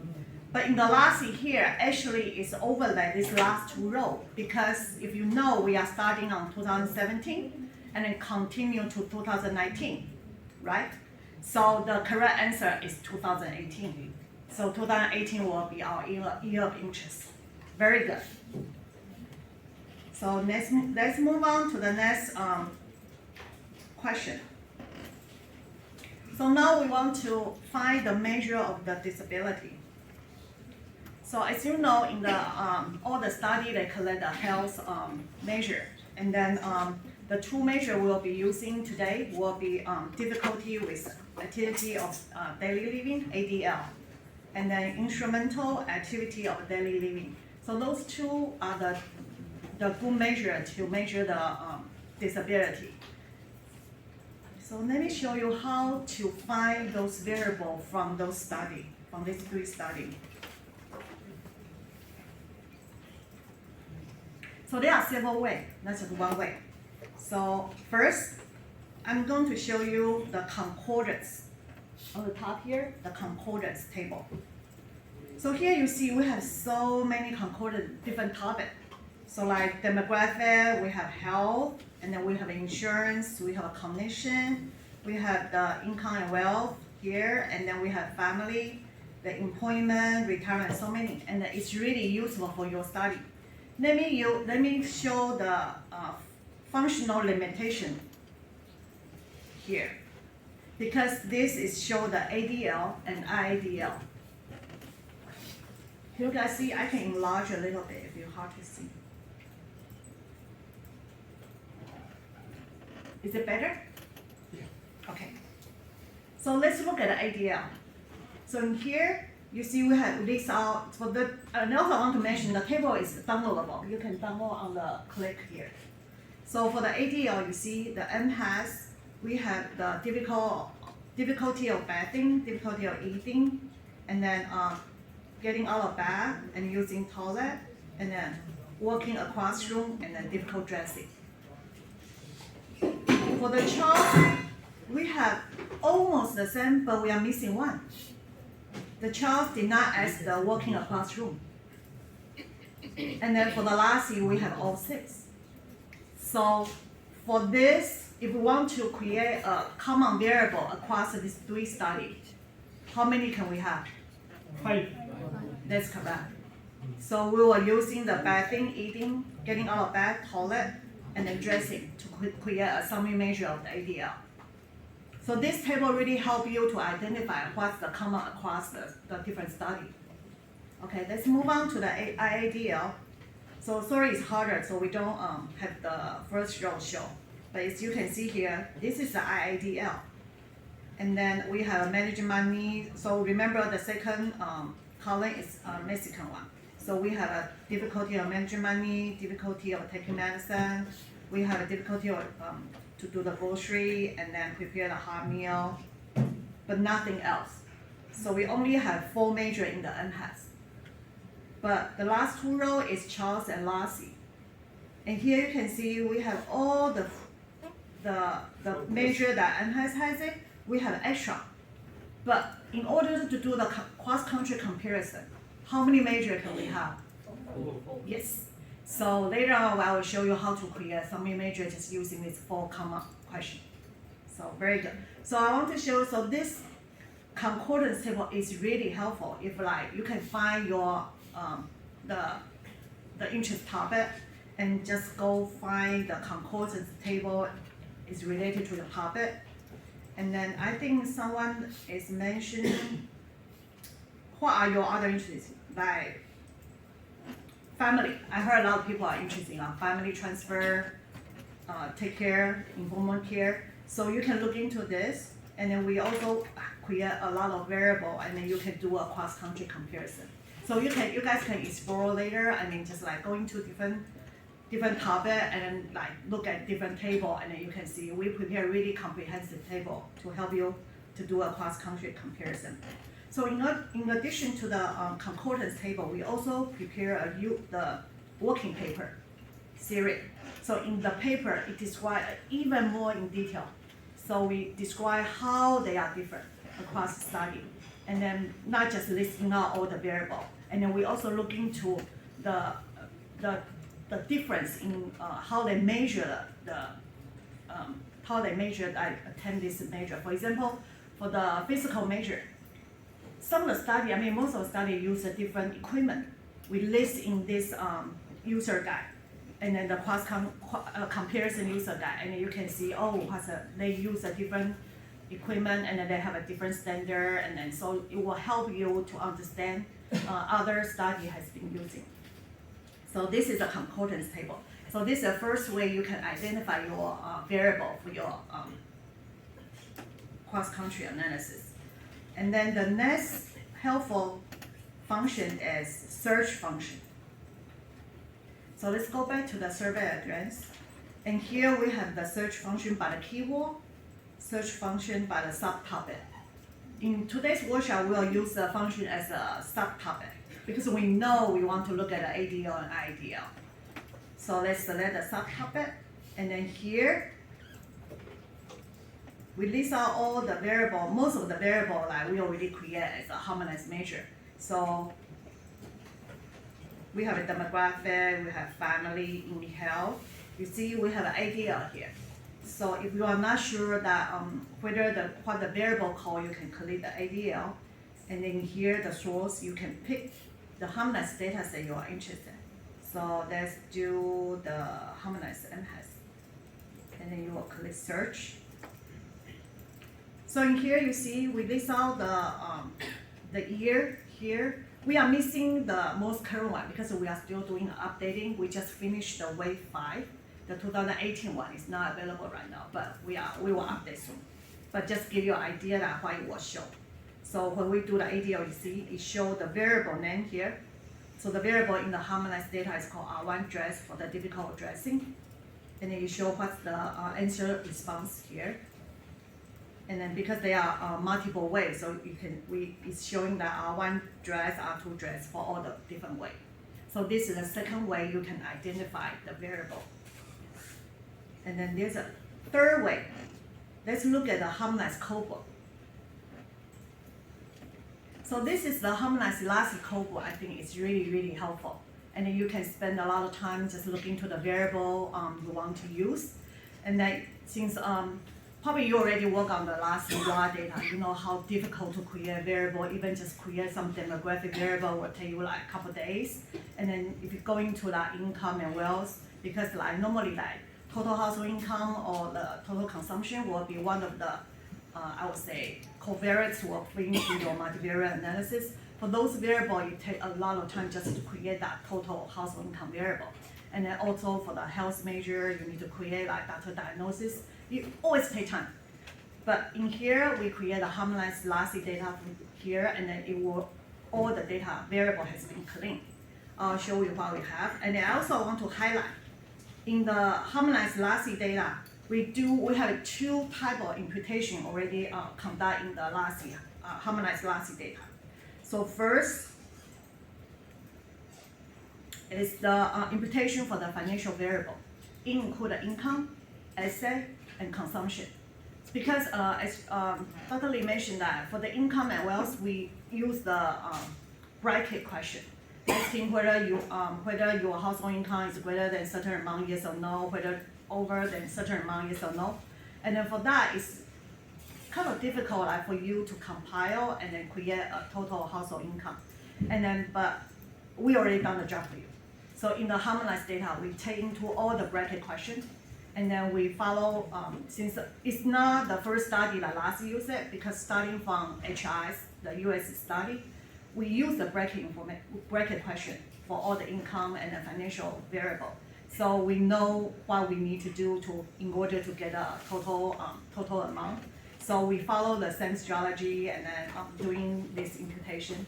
So later I will show you in the code book, we already have a total household income already created, total the household wealth, and then also the total household consumption. Another imputation we perform is a condition variable. Because in order to do some, we noticed some of the question in the condition section, the proxy will help out to answer the question. But it's hard if you have a lot of missing for you are going to use that variable in your analysis, you will drop a lot of sample. So we also, in our team, we have a researcher just to perform the imputation for the condition variable. So if you look at the harmonized LASI data, we have less, almost no missing in there. And then, so as a code here, I will bring it bigger. So you see we have section A to section Q. So section A is the demographic. And then we create a lot of demographic variable. And then we also including the weight in there, so it's easy for you to use. We have individual weight, we have household weight, and then we create a number of household respondent. And then also we have the age, gender, already clean, everything is clean here. And then we have the year of education, and then we have all the marital status variable. So this is the demographic. And then for the health section, so since we are going to use the ADL today, so this ADL variable, you see, it's just a raw recall. And you can see how to read. It's too light. But I think you should, in the folder I share, there's a code in here, so you can look at your screen, it's more clear. So you just follow my instruction. So let's look at the health section. And then we have all the ADL raw recall. It's just the raw variable recall for this variable, for the ADL. And then, so Sarah already showed you, so we list out the variable, we have a summary statistics. And if it's a categorical variable, we show the categorical frequency. And then in the how construct section, we describe how we create a variable. And then we show the difference, and we also list out the raw variable. So this is the ADL, and then we have an IADL. And then for the summary measure we are going to use today, will be here.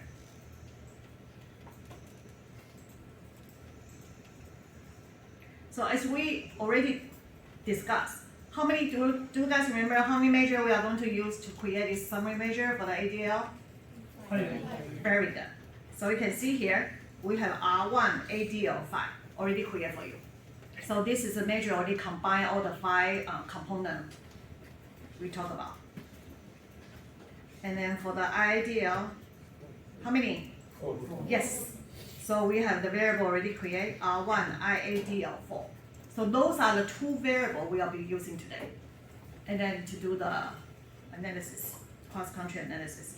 And same for the other the Mexican study and the Charles study, they also have this similar, almost the same question in the harmonized LASI, harmonized Charles and harmonized NHAS. And I want to show more about our COBOL, and then you can explore later. Like, so here is the cognition section. So we have all the cognition variable has been created. We have 07, we have the date, the orientation, day naming and location naming. And if you see here, since as I mentioned, we do the imputation for the cognition variable, we also including a imputation flag. So this will show you which observation has been imputed and which are the raw variable. So if you go down here, let's see here. So the first variable showing here R1 MO is the orientation whether which month of today. And then you can see we only have 704 is Parsi, and then all the other observation they don't have missing. But in the next variable here, we have R1 FMO underscore L. This is the imputation flag. So we have 0 is non-imputed. That means it's getting from the raw variable. And then the 1 is imputed, they are missing. And then 4 is if the responder answer is refused. So, and then also 13, just the Parsi. So 11 is missing, we don't impute the Parsi answer. So this variable will help you if you want to undo the imputation. You think that, oh, I will prefer to use the raw variable and I don't want to input any imputed value. You can use this imputation flag to go back and undo the imputation. So this is just an example to show you what we have done for the harmonized data set. And then, as I mentioned here, is the financial variable. And then we have the variable, I mean, a lot of the researcher will use is the total value of financial asset, and then we have a total wealth here. So this is already we combine all the components of the question answering lastly. So if you look at how we construct it, it will say we take into account the asset for the primary resident or the other resident, and then the value of your land, and then your agricultural equipment. So all the information already included in this total wealth variable. And then same for the income and consumption. So if you go down here, we have a total household consumption. And then we have the total household income.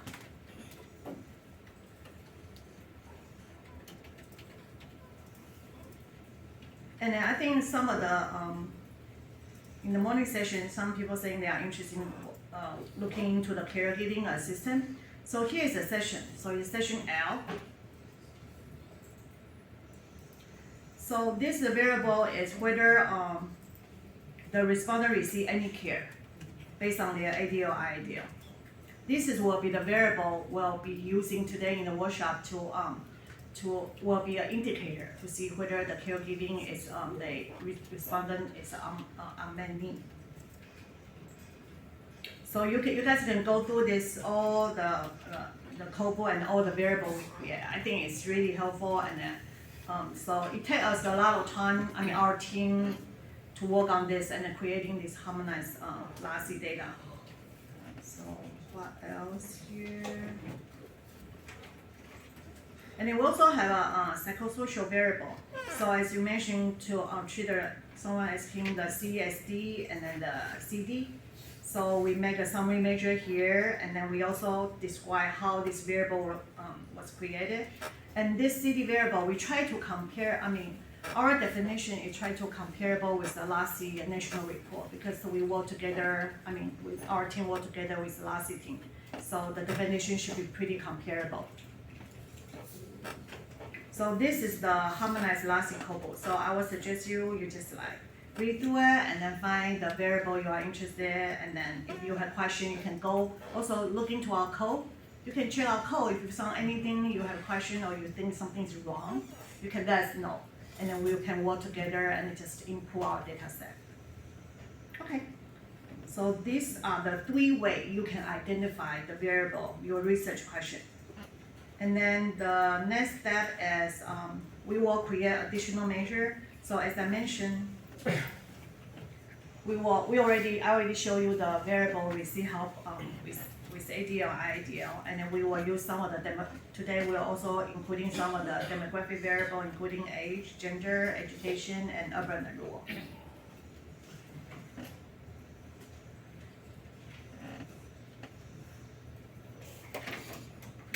So I already showed you this. So this is a table, and these are all the variables we'll be using today.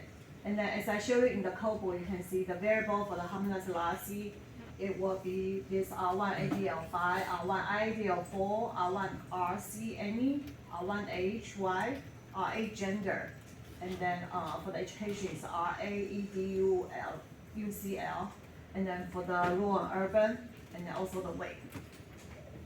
So you can notice that some of the variable is not really the same. For example, for the rural and urban variable for the harmonized LASI, it's double H. It's not a single H.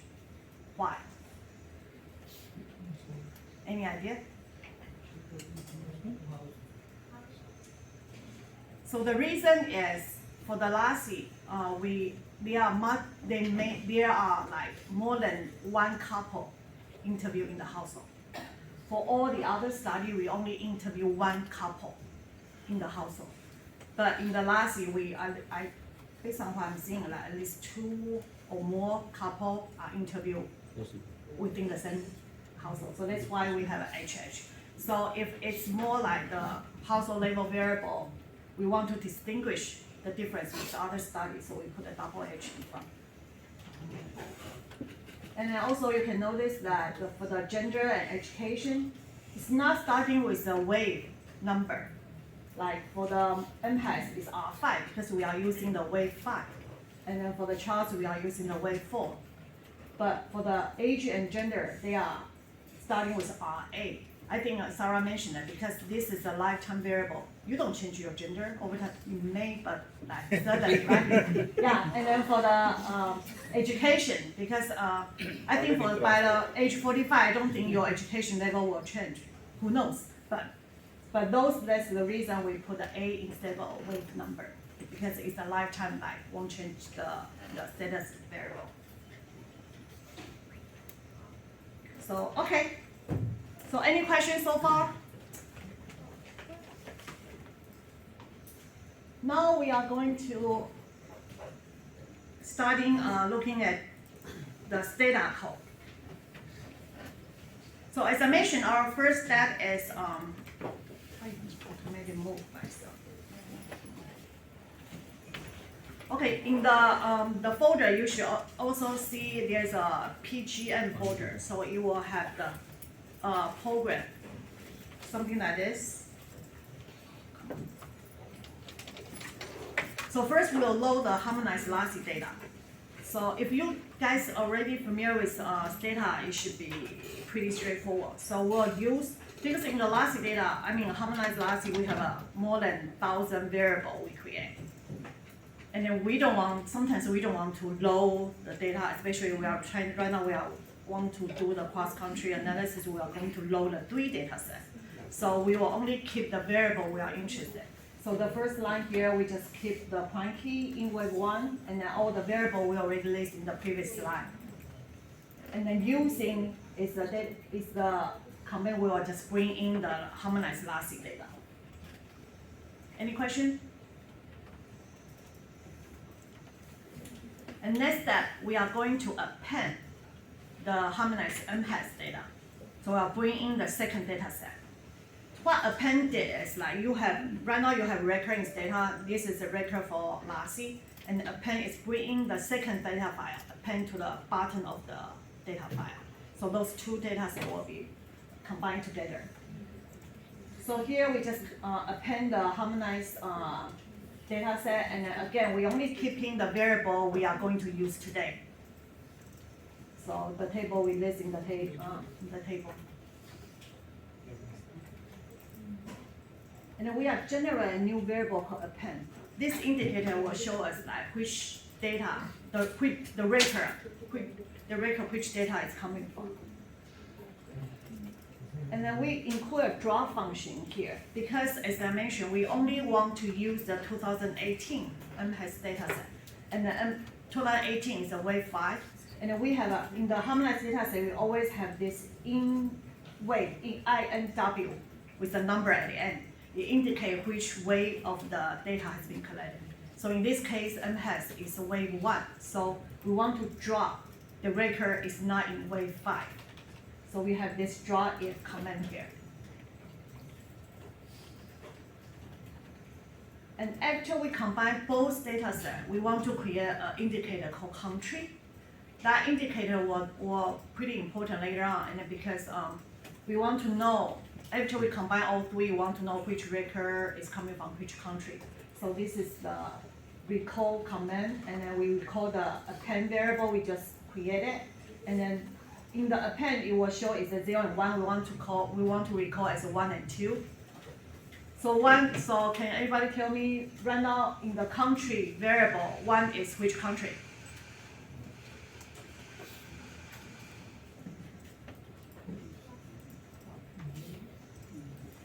So for the country variable I'm creating here, I recoded the append variable 0 to 1 and then 1 to 2. So if you tap the country variable, 1 is which country? Yes, it's India. It's the first data set we bring in. And then 2 will be the second data set we bring in, will be the Mexican data. Got it?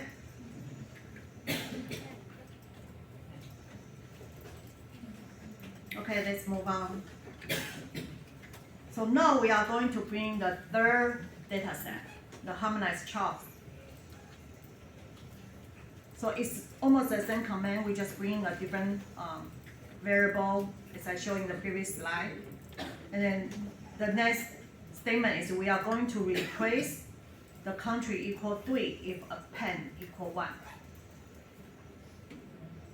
So now the country equal 3 means China. And then in the last two, you can see we define this country variable, and then 1, 2, 3 is showing here, and then we also assign the value label to that country variable. And then when you do a tab on the country, it will show as 1, 2, 3 as India, Mexico, and China. Do you guys have this data on your machine? Do you want to? Yes. Should we just try to run it?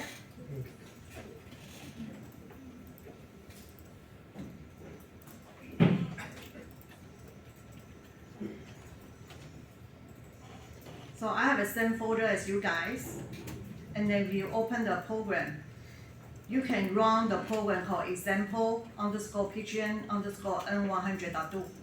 So this program will run using the data I create for you, only the 100 observation. I also changed the ID. I create a random value for the ID because it's just an example. I don't want to show the real ID for you guys. So let's open this up. For me, I just double click. And it bring out the data. And I'll just run this. So as you see here, we went through all the code here. We read in the LASI data. And then I do a quick check on the R1 ADL5 to see the frequency. And then also here we bring the MHS data. And I tap the append, so as you can see, append is 0 and 1 for assigned to 1 to 2. And I put the pause. For you to get out of pause, just type exit. You will move to the next step, EXIT. So here it shows but probably you can see your screen, right? I'm sorry if it's not really clear, but it will show like 1, 2, 3, and then I create a 100 for each of the country.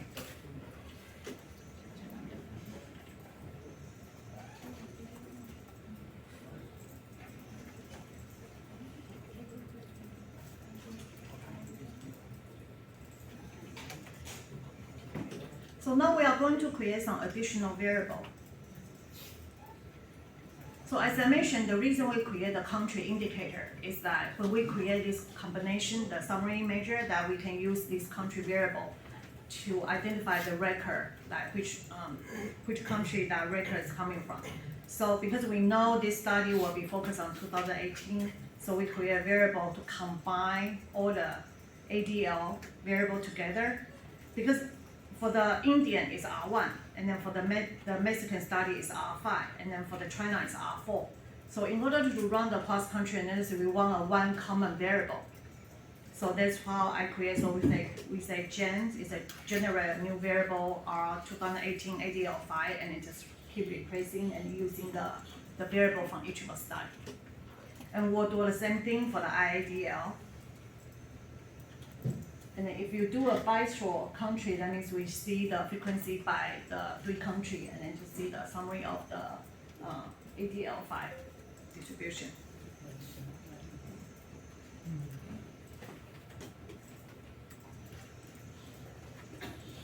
Am I going too fast, or it's okay? So next we are going to do the same thing for the rule and for the rule variable. So see here, for the Indian we have HH1 rule, and then for the Mexican we have H5 rule, and then for the China we have H4. And then we are also doing the same thing for the H variable, HY.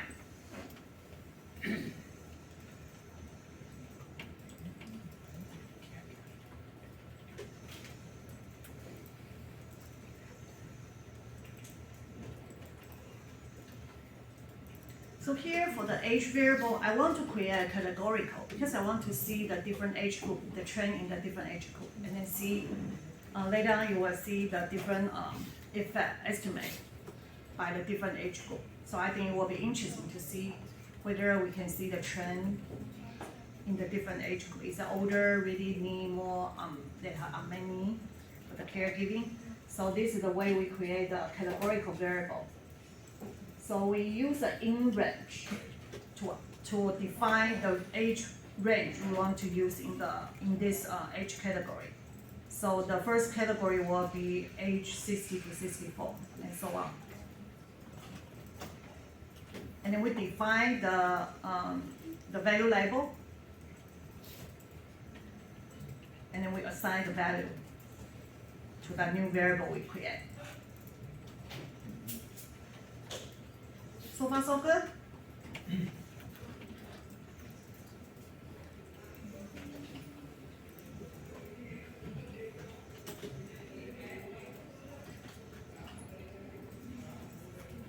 So again, we will do the same thing to combine the RC any, whether we see any care for ADL, IADL, and then we combine the weight. We have an individual weight for all three studies.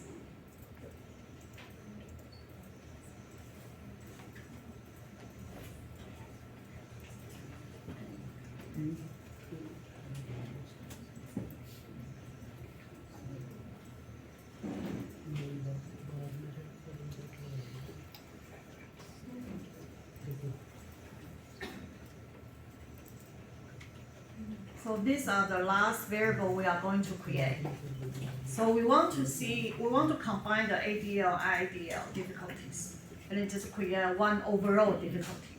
So this R 2018 ADL, IAL is a combination of the ADL and then IADL. So what's the range for this variable then? 9. Very good. Very good. 0 to 9, because ADL is 5, IADL is 4. And then we also create a binary indicator, whether they have any difficulty. So if range from 1 to 9, this variable will be 1 because they have difficulty. And then 0 means they don't have any difficulty. This variable will be really easy to use if you want to run the multivariate analysis. You just use a larger model, and then you can use a 0, 1 to perform the multivariate analysis. And then to help we also we define a value label for that, and then we assign the new value label for the any difficulty variable. So let's go back, let's run some data code.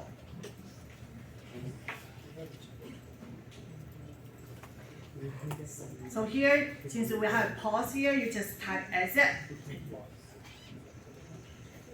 You will run the next step of the code.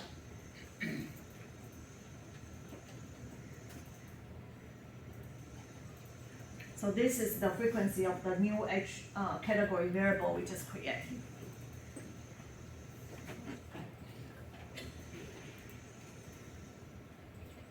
So you can see our age group is about 30% in the 60 to 64, and then 25% on the second group, 65 to 69.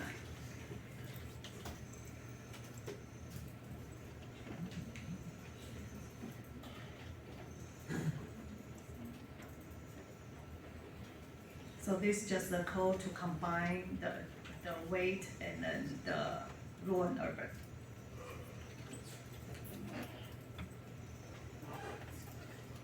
So here's the code to create the any difficulty. So let's do a tab.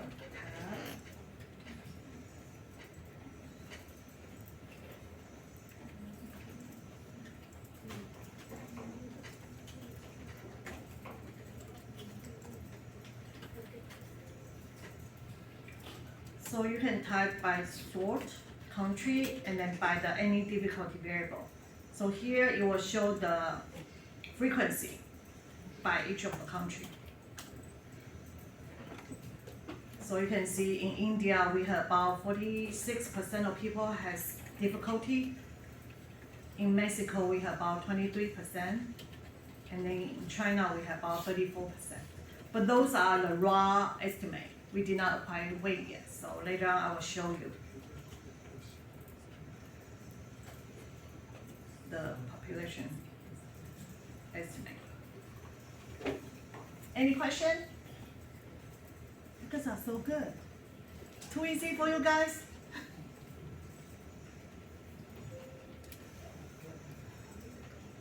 So now we are going to the cross-country analysis. So the first step, we need to apply the weights, as we have some discussion about the weight. And then I'll show you how we combine the weight, and then have this data has a SVY command. You can assign the weight and straight out into your analysis. And then the next, we will run some univariate analysis of the disability of prevalence. And last, we will run some multivariate analysis of disability of prevalence. So how do we apply the weight in data? So first, we need to use the SVY set. So this command, it will tell data what's the weight you're going to use, and then what's the straight up. So in our case, we already combined the weight from all 3 different countries. So our variable is our 2018 WTISP, and then the straight up will be our country indicator.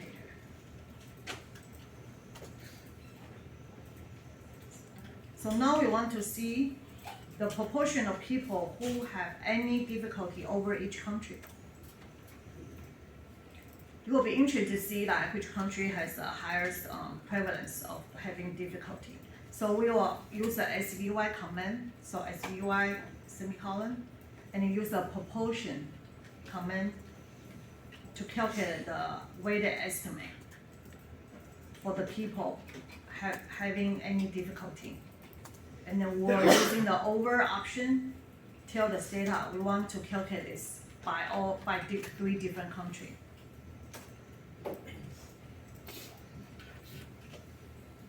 So let's go back to data, let's run this.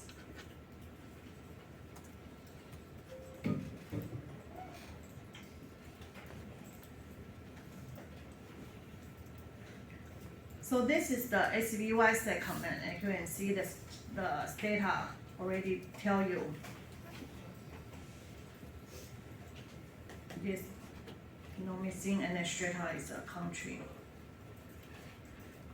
Okay, so this is our first result. Because we are using the sample data set, so it's not really correct, but just like give you an idea that how can you read the data output. So here it will tell you the subpopulation. Subpop means subpopulation. So first India, 2 is Mexico, and 3 is China. And then in this, show you the estimate of proportion. We will only look at the difficulty here, the second portion here. And then this proportion will show you the weighted estimate of the population estimate for each country. The prevalence, the people has any AD or ID or difficulty. And here is the 95% confident interval.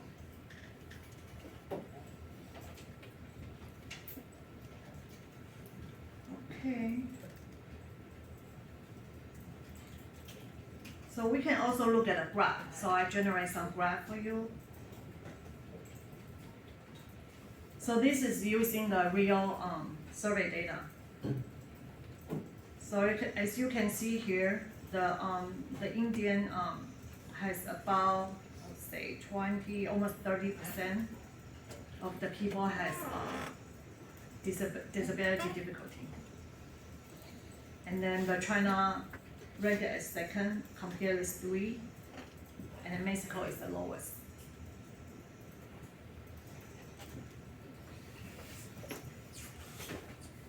So next we can also look at, so the previous one we only look at by country, and now we are interested to look at within the country, is there any gender difference? So we will over by country and gender together, and then run the same command. So let's go back to data.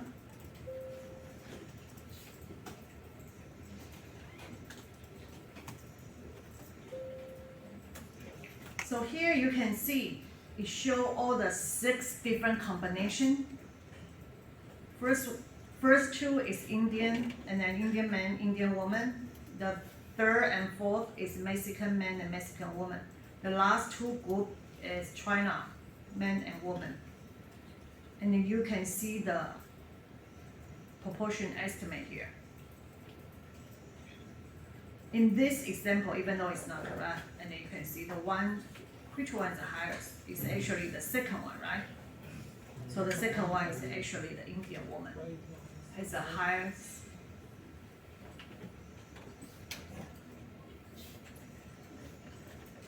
proportion, the difficulty, the prevalence. And then the second highest is Mexican woman, yeah. So in overall, you can say woman, in this output, your explanation is the woman overall has a higher weighted prevalence, they have a difficulty.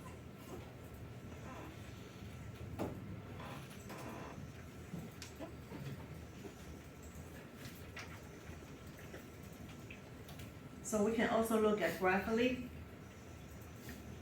So this is a graph by country, also by gender. So this is really, you can see the trend here. So Indian woman has the highest disability prevalence.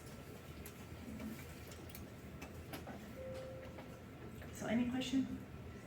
No? Yes. So after applying weights, there is a population size that is coming out.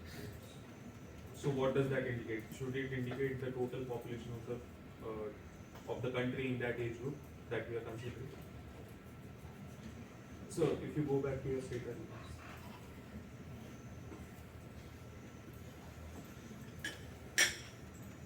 Now there is a population size that is coming up there. There is a population size that is coming up in the results, 3 million. Yeah.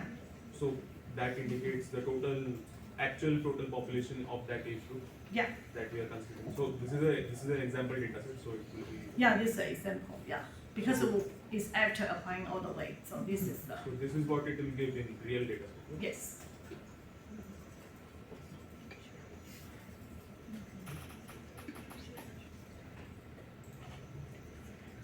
Any question?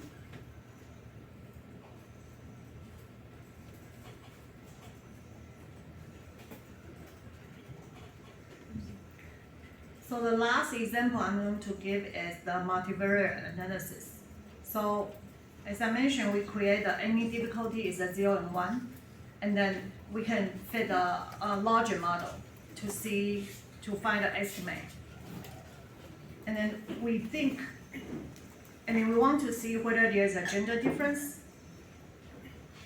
And then also we want to see difference in age group. So sorry, I should put this should be the age category, not the age Y. So in the code is correct, but just like running the slide. And I also want to see within those demographics will be important factor to affect any difficulty. And then also we put into the rural urban, and then we also add the country indicator as a covariance. So let's run the data code.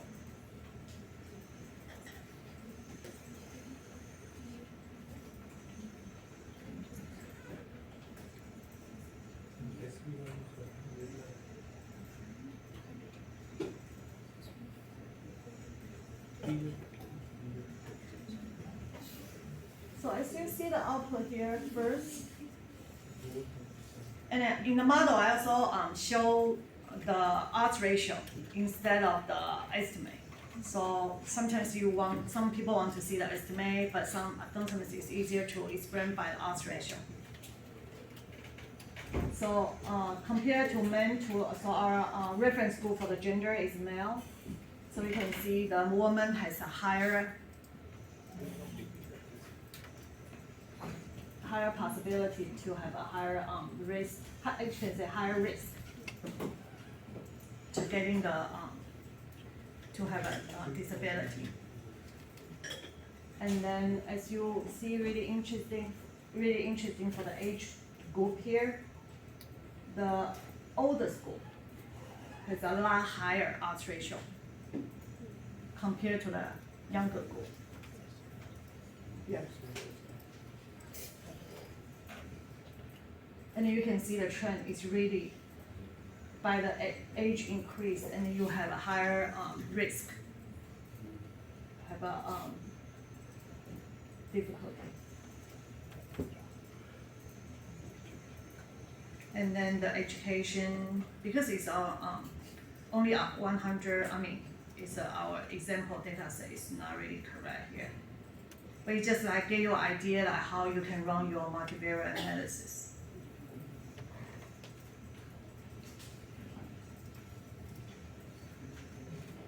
So any question?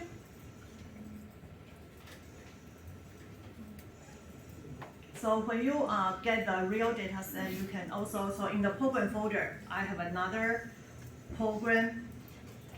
You can run that one, and then you will read in the real data set. And then you can run the analysis to see the really national estimate, because it apply all the way from all the different study, and then the result will be up to the national estimate. So here is just an example, like show you how to run, and then just give you an idea. It's not really like, may not be a real analysis.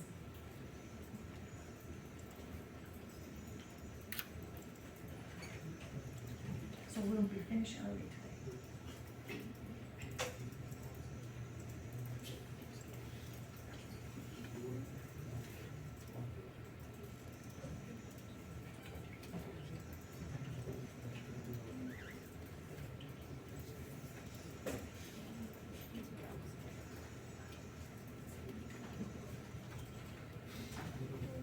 Any question?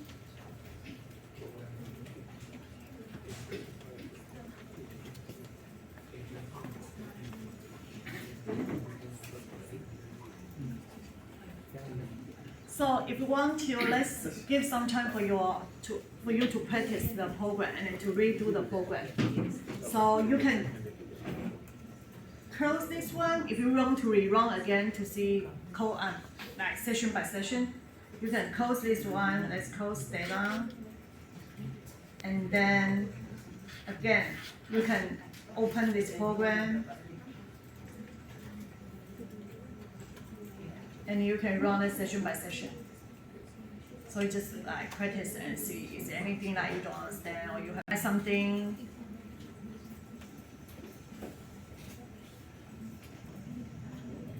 And then in my program, I also generate a log file. So as you can see, if you are able to run the program successfully, you will generate this log file in your folder. And then you can open the log file using any of the text editor. It will show you the result that we just read.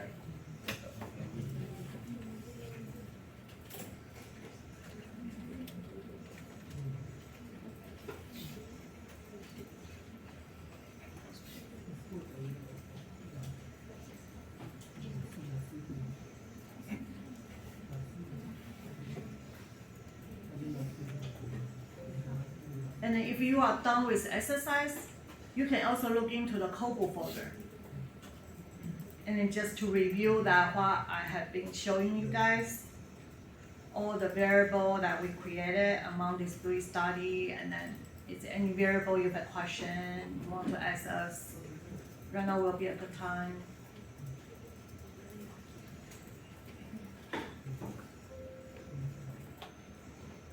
So after you receive, since you already have a harmonized LASI, and then for the MPAS you might able to get it, and then for the CHARLS, after you receive the CHARLS data set, you can all put into this data folder.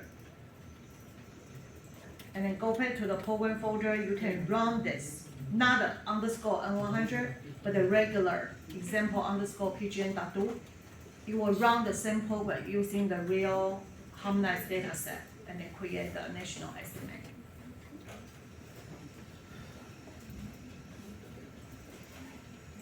Institutional Rules Explorers is one of our newest initiatives, which I'll go into detail in a little bit. And then we also can search for publications based on the HRS family of surveys. And then we also have harmonized data, which again, I'll get into a little bit more detail later on in the talk. So first is our study overviews. So in our study overviews, we provide a link to the cohort profile paper if it has been written and it's available. We also introduce the study sampling framework. So here I've provided an example of what the study overview page looks like for the Mexican Health and Aging Study, which is also called MHAS for short.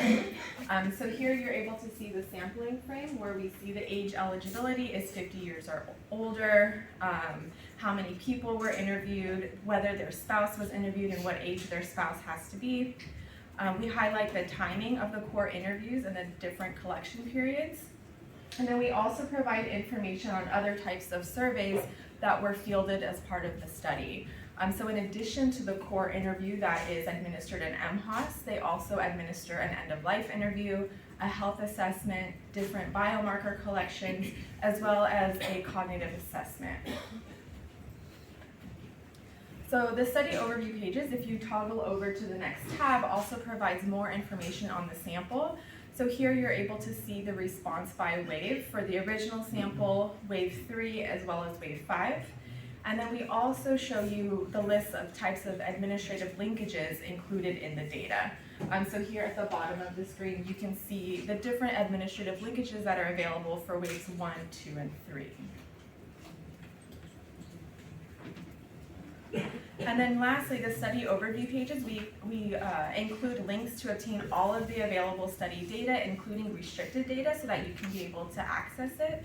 And then we also have links to obtain the harmonized versions of the study data. So the harmonized data is user-friendly data sets that are research ready. So we've created all of these variables for you so that you can quickly conduct your analysis and not have to create the variables yourself. We also provide details on survey questionnaires. So here at the top, you can see that we have survey questionnaires for the core interview, end-of-life, life history, the self-assessment, if there's a self-completion questionnaire, as well as the harmonized cognitive assessment protocol. And so we include the order of the modules and the order of the questions within the modules. So here you can easily navigate the different questionnaires and the different sections within those questionnaires. And here we also provide flowcharts. So as you all know, not every question is administered to every respondent. We have survey skip patterns. And so this allows you to visually see what questions are asked to which respondents. And so here we provide, it's kind of small, but here we're providing a skip pattern for high blood pressure. So the interviewer first asks, have you ever been told by your doctor that you have high blood pressure or hypertension? If they say no, it moves on to the next question about diabetes, but if they say yes, they're actually asked an additional question about whether or not they take medication. And so that medication question is only asked to those respondents who actually report having high blood pressure. And so these are details that are really important to understand in your research so that you know why certain variables may have missing values. We also provide a lot of detail on the individual survey questionnaires. So if you search a question, we provide a description, the exact question text as it was asked in the questionnaire, and we also include all of the answer types and the exact values of how that variable is formatted in the data. So for example, here we're asking a self-reported health question, and we have coded it as 1 if it was excellent, all the way down to 5 if they reported poor health. And we also have a keyword search, and so as I mentioned, these surveys are very vast in the type of information that they have, so it's really important to be able to search for exactly what you're looking for. And so here we've provided an example of smoke. So if you're interested in if there's a variable for smoking status, you can type in the keyword search bar smoked, and then you can also filter your search by the exact study that you're interested in. You can select multiple studies if you're interested in seeing if this variable is available in different studies across the world. You can also filter by the year in which the study was conducted, and your search results will appear here at the bottom. And again, it is a little bit hard to see, but Sandy will actually be providing a hands-on demonstration of this after lunch, so you'll be able to actually practice on your own and be able to use the search bar. But here the results are basically showing that Elsa in 2002 actually did have a variable for have you ever smoked cigarettes, and it shows the different value labels for the answer options. And so this is just a great way to be able to search the questionnaires fairly quickly. And we also have a topic search. So if you are interested in just a broad topic rather than a specific keyword, you can also search for that as well.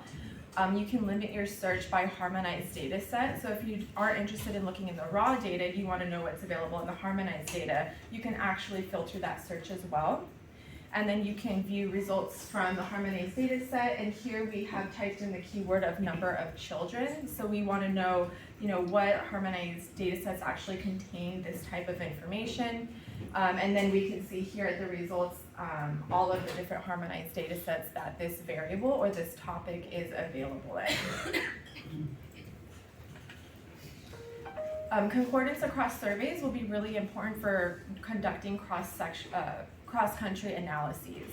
And so all of these are domain-specific comparison tables showing which studies have this variable or this topic of interest. And so here we've provided an example of family demographics. And as you can see in the very first line, you probably can't read it, but it says number of people in the household. So we can see that number of people in the household is actually available in all of the studies that are listed here. But as you go down to look at number of deceased children, we start to see cross-study differences. So not all of the studies actually ask about number of deceased children. And so here we've indicated very clearly which studies ask this question and which studies don't. So that when you're actually searching for a variable, you'll know whether or not it's available in that study. And then we also have documentation and presentations. So we have domain-specific user guides, which provides an overview of all of the information for that very specific research domain that is available across the studies. And so we work with experts in the field to be able to write up these documentations. And as Professor Lee mentioned before, we have presentations of all of our workshops that we have previously conducted. So for example, we have introductions to different studies. We have different analyses that have been conducted to teach you how to conduct different cross-country analyses, and all of the PowerPoints, all of the code and presentations is accessible once you register for the gateway. Graphs and tables is a really cool feature that the gateway has, so that you actually don't have to download the data to be able to start creating graphs and start looking at trends. So you can select from over 100 different topics in 29 countries in 13 years, and you can filter the data at the individual or the household level. It produces population estimates, and the weights are actually already applied to these graphs. And so you can view it as a graph, a table, or a map, and you can create these graphs without actually having to download the data. And so this could actually be a good starting point as you start to think about your research questions and start to look at trends of the data. And then you can easily download your results in a variety of different formats. So here we provided an example of how you can use the survey statistics using the graphs and tables feature and compare it with contextual data that's available. And so here we're looking at individual earnings across the years using the HRS study in the United States. And we've actually stratified it by different years of education. So the top bar on the blue bar on the top is for college education. The middle bar is high school or vocational level. And the red bar at the bottom is those who have received less than high school education. And so here, as you can see, the US individual earnings are actually increasing at a greater pace for those with a college education or more.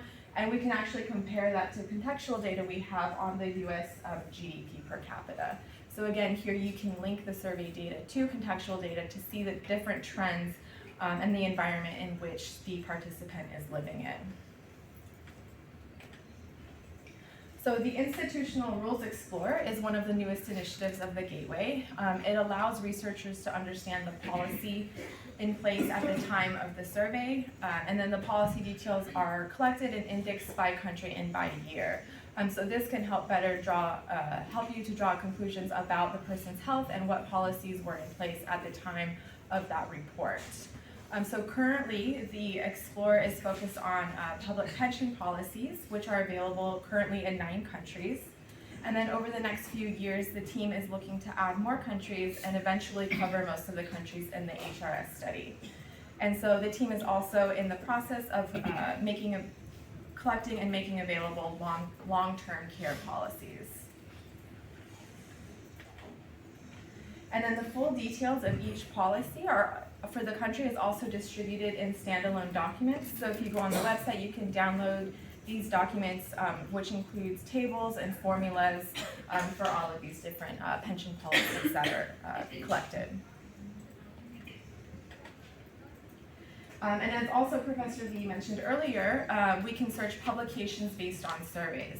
And so here you can find publications by research focus, and so you can select from survey or topic. You can also search by title, author, source, and year.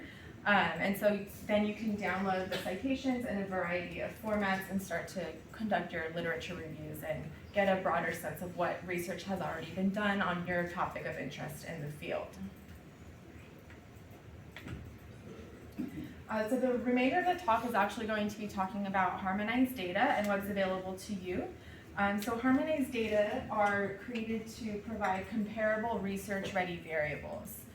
So the variables are defined as similarly as possible across all waves and across all studies to allow us to make those comparisons.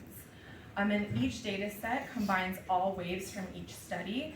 So everything is within one data set, so you don't actually have to worry about merging on information from different waves.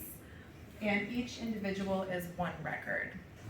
And we've constructed these variables to have intuitive names. So for example, in the first one, we see the variable R1 work, and that just indicates whether the respondent is currently working in wave 1. And then we also have spouse versions of most of the variables, and those are also named to be intuitive. So S2 work means whether the respondent's spouse is currently working in wave 2.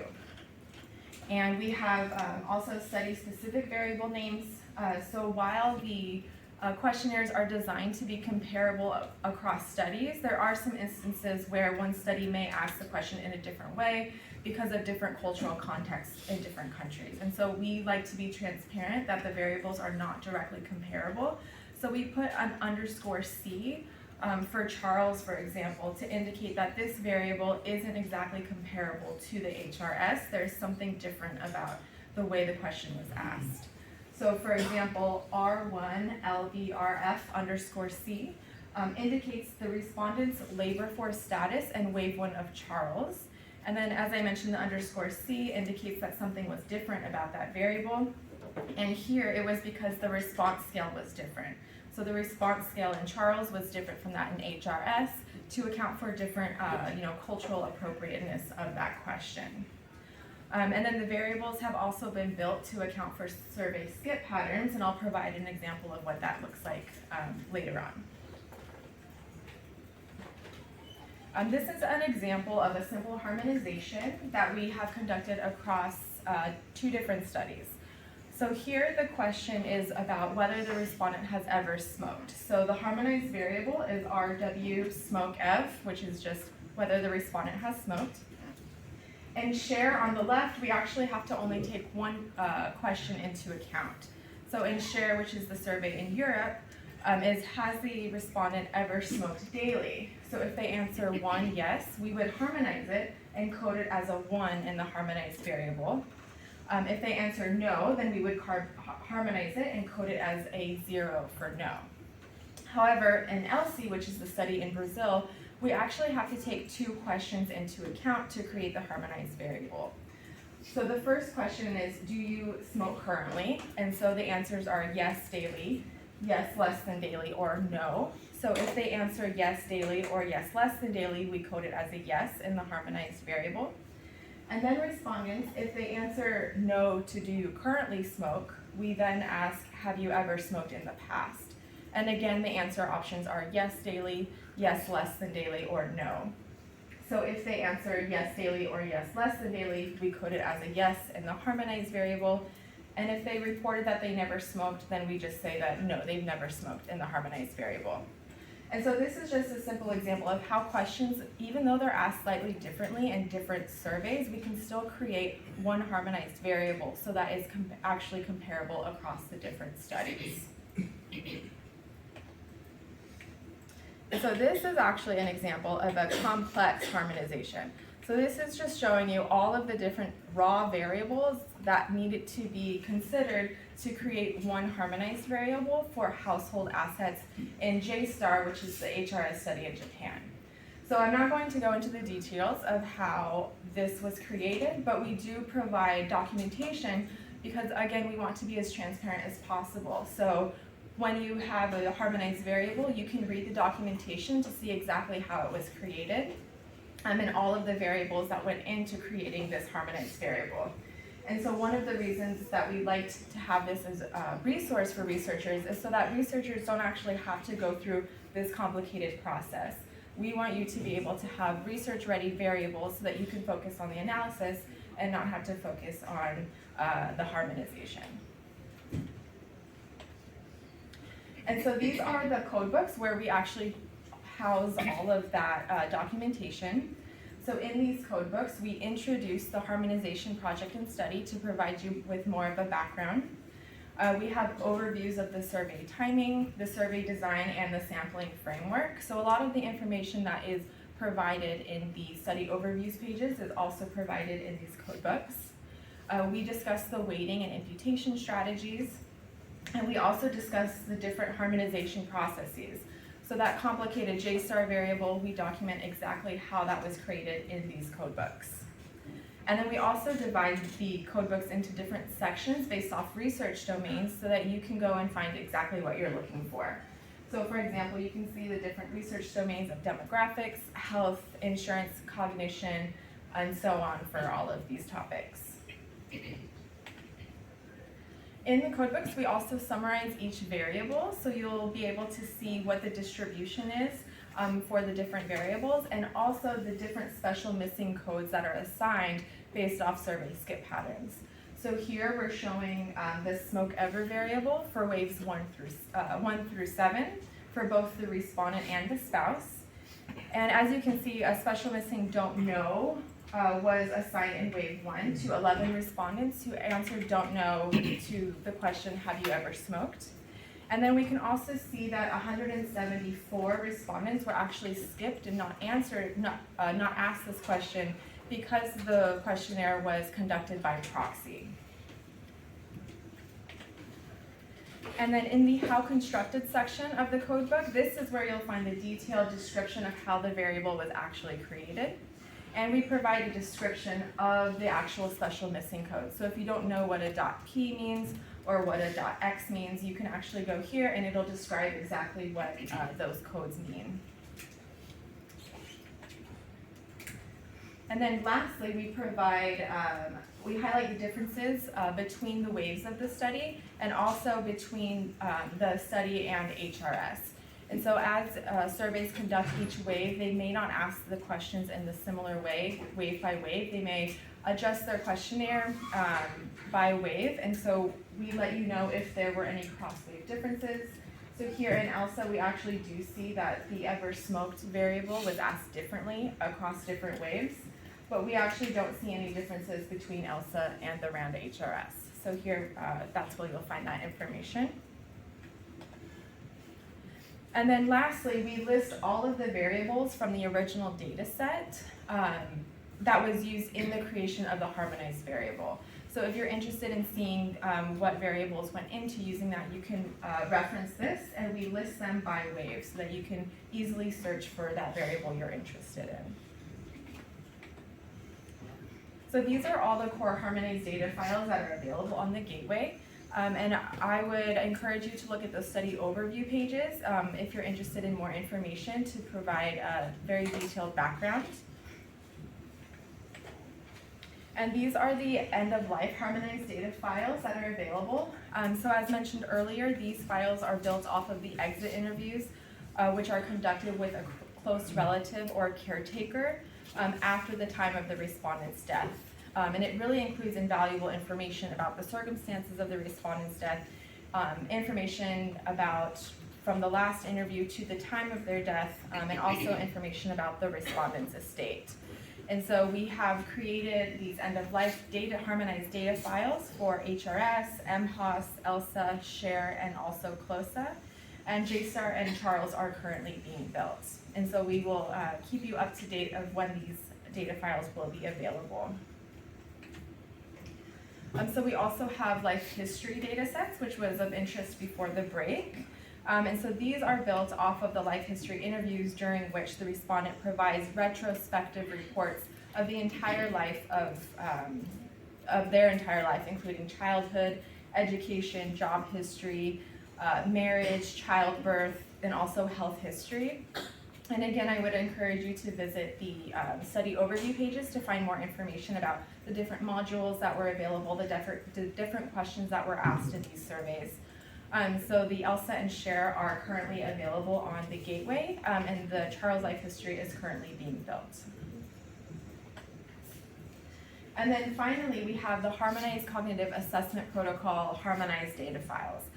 So these were built based off of a battery which measures a range of key demographic domains affected by cognitive aging. So these different domains include attention, memory, executive function, language, and the visuospatial domain.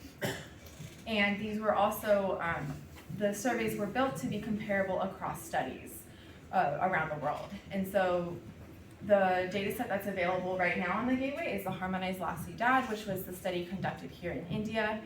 Wave 1 has been completed, and then Wave 2 is actually, we're training our interviewers right now for Wave 2.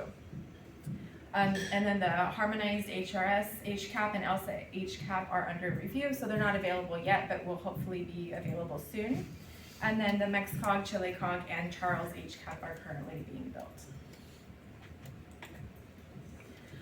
So for obtaining harmonized data, Sandy is going to show you how to actually download the data from our website. So you can either directly download from our website or go to the study page to download the data. And we've provided data access instructions for all of these different surveys. So if you later on decide you want to study a study that we actually don't go over today, you can go to our website, download the instructions so that you can easily have access to the data. And in some cases, the data files are created by users based off of the code that is provided by the gateway. And so most of you have registered for the gateway, but if you haven't yet, you would register at g2aging.org and just click the register button at the right side of the screen. Enter your information and you'll easily be signed up. And any analysis or information used from the gateway, we would request this citation be used in your papers. And so today's workshop after lunch is going to be a cross-country analysis between India, Mexico, and China. So that's the longitudinal aging study in India, the Mexican health and aging study, and the China health and retirement longitudinal study. And so again, Sandy's going to go into more detail on these different studies and how to conduct the cross-country analysis, but I'll just briefly go over some of the information. So here in India, the longitudinal aging study in India was a cohort study of over 72,000 respondents. Wave 1 has been completed, and the sample is 45 years and older and spouses of any age. And it is representative of the nation as well as 35 states and union territories. And in Mexico, it's a longitudinal study of over 18,000 older adults, and they've actually completed 5 waves. And their sample is 50 years and older and spouses of any age. And then lastly, China has a cohort of over 20,000 older adults, and they've completed 4 waves. And their sample is also 45 and older with spouses of any age. And as you can see from the survey topics at the bottom, they all cover a wide range of different research domains so that you can conduct cross-country analyses and can start to compare the health of different countries. And so to learn more, I encourage you to visit our website so that you can start accessing all of these different resources for your research. We have a help desk, which is help@g2aging.org. So if you have any questions about the data sets, any questions about any of the resources that are available on the website, please email this help desk and we will respond to help you out. And we have a documentations tab, which shows you the past webinars that we've done, the different trainings on analyses that we've done, so you can watch the videos, you can download the PowerPoints, and you can also access the code that was given during those presentations. And lastly, we have a news and blogs tab. So we really try and keep researchers up to date with new resources that we have available. And so I would follow the blogs tab so that you can see overviews of new data sets that have been available, new papers that have come out, just so that you can stay up to date on current research in the field.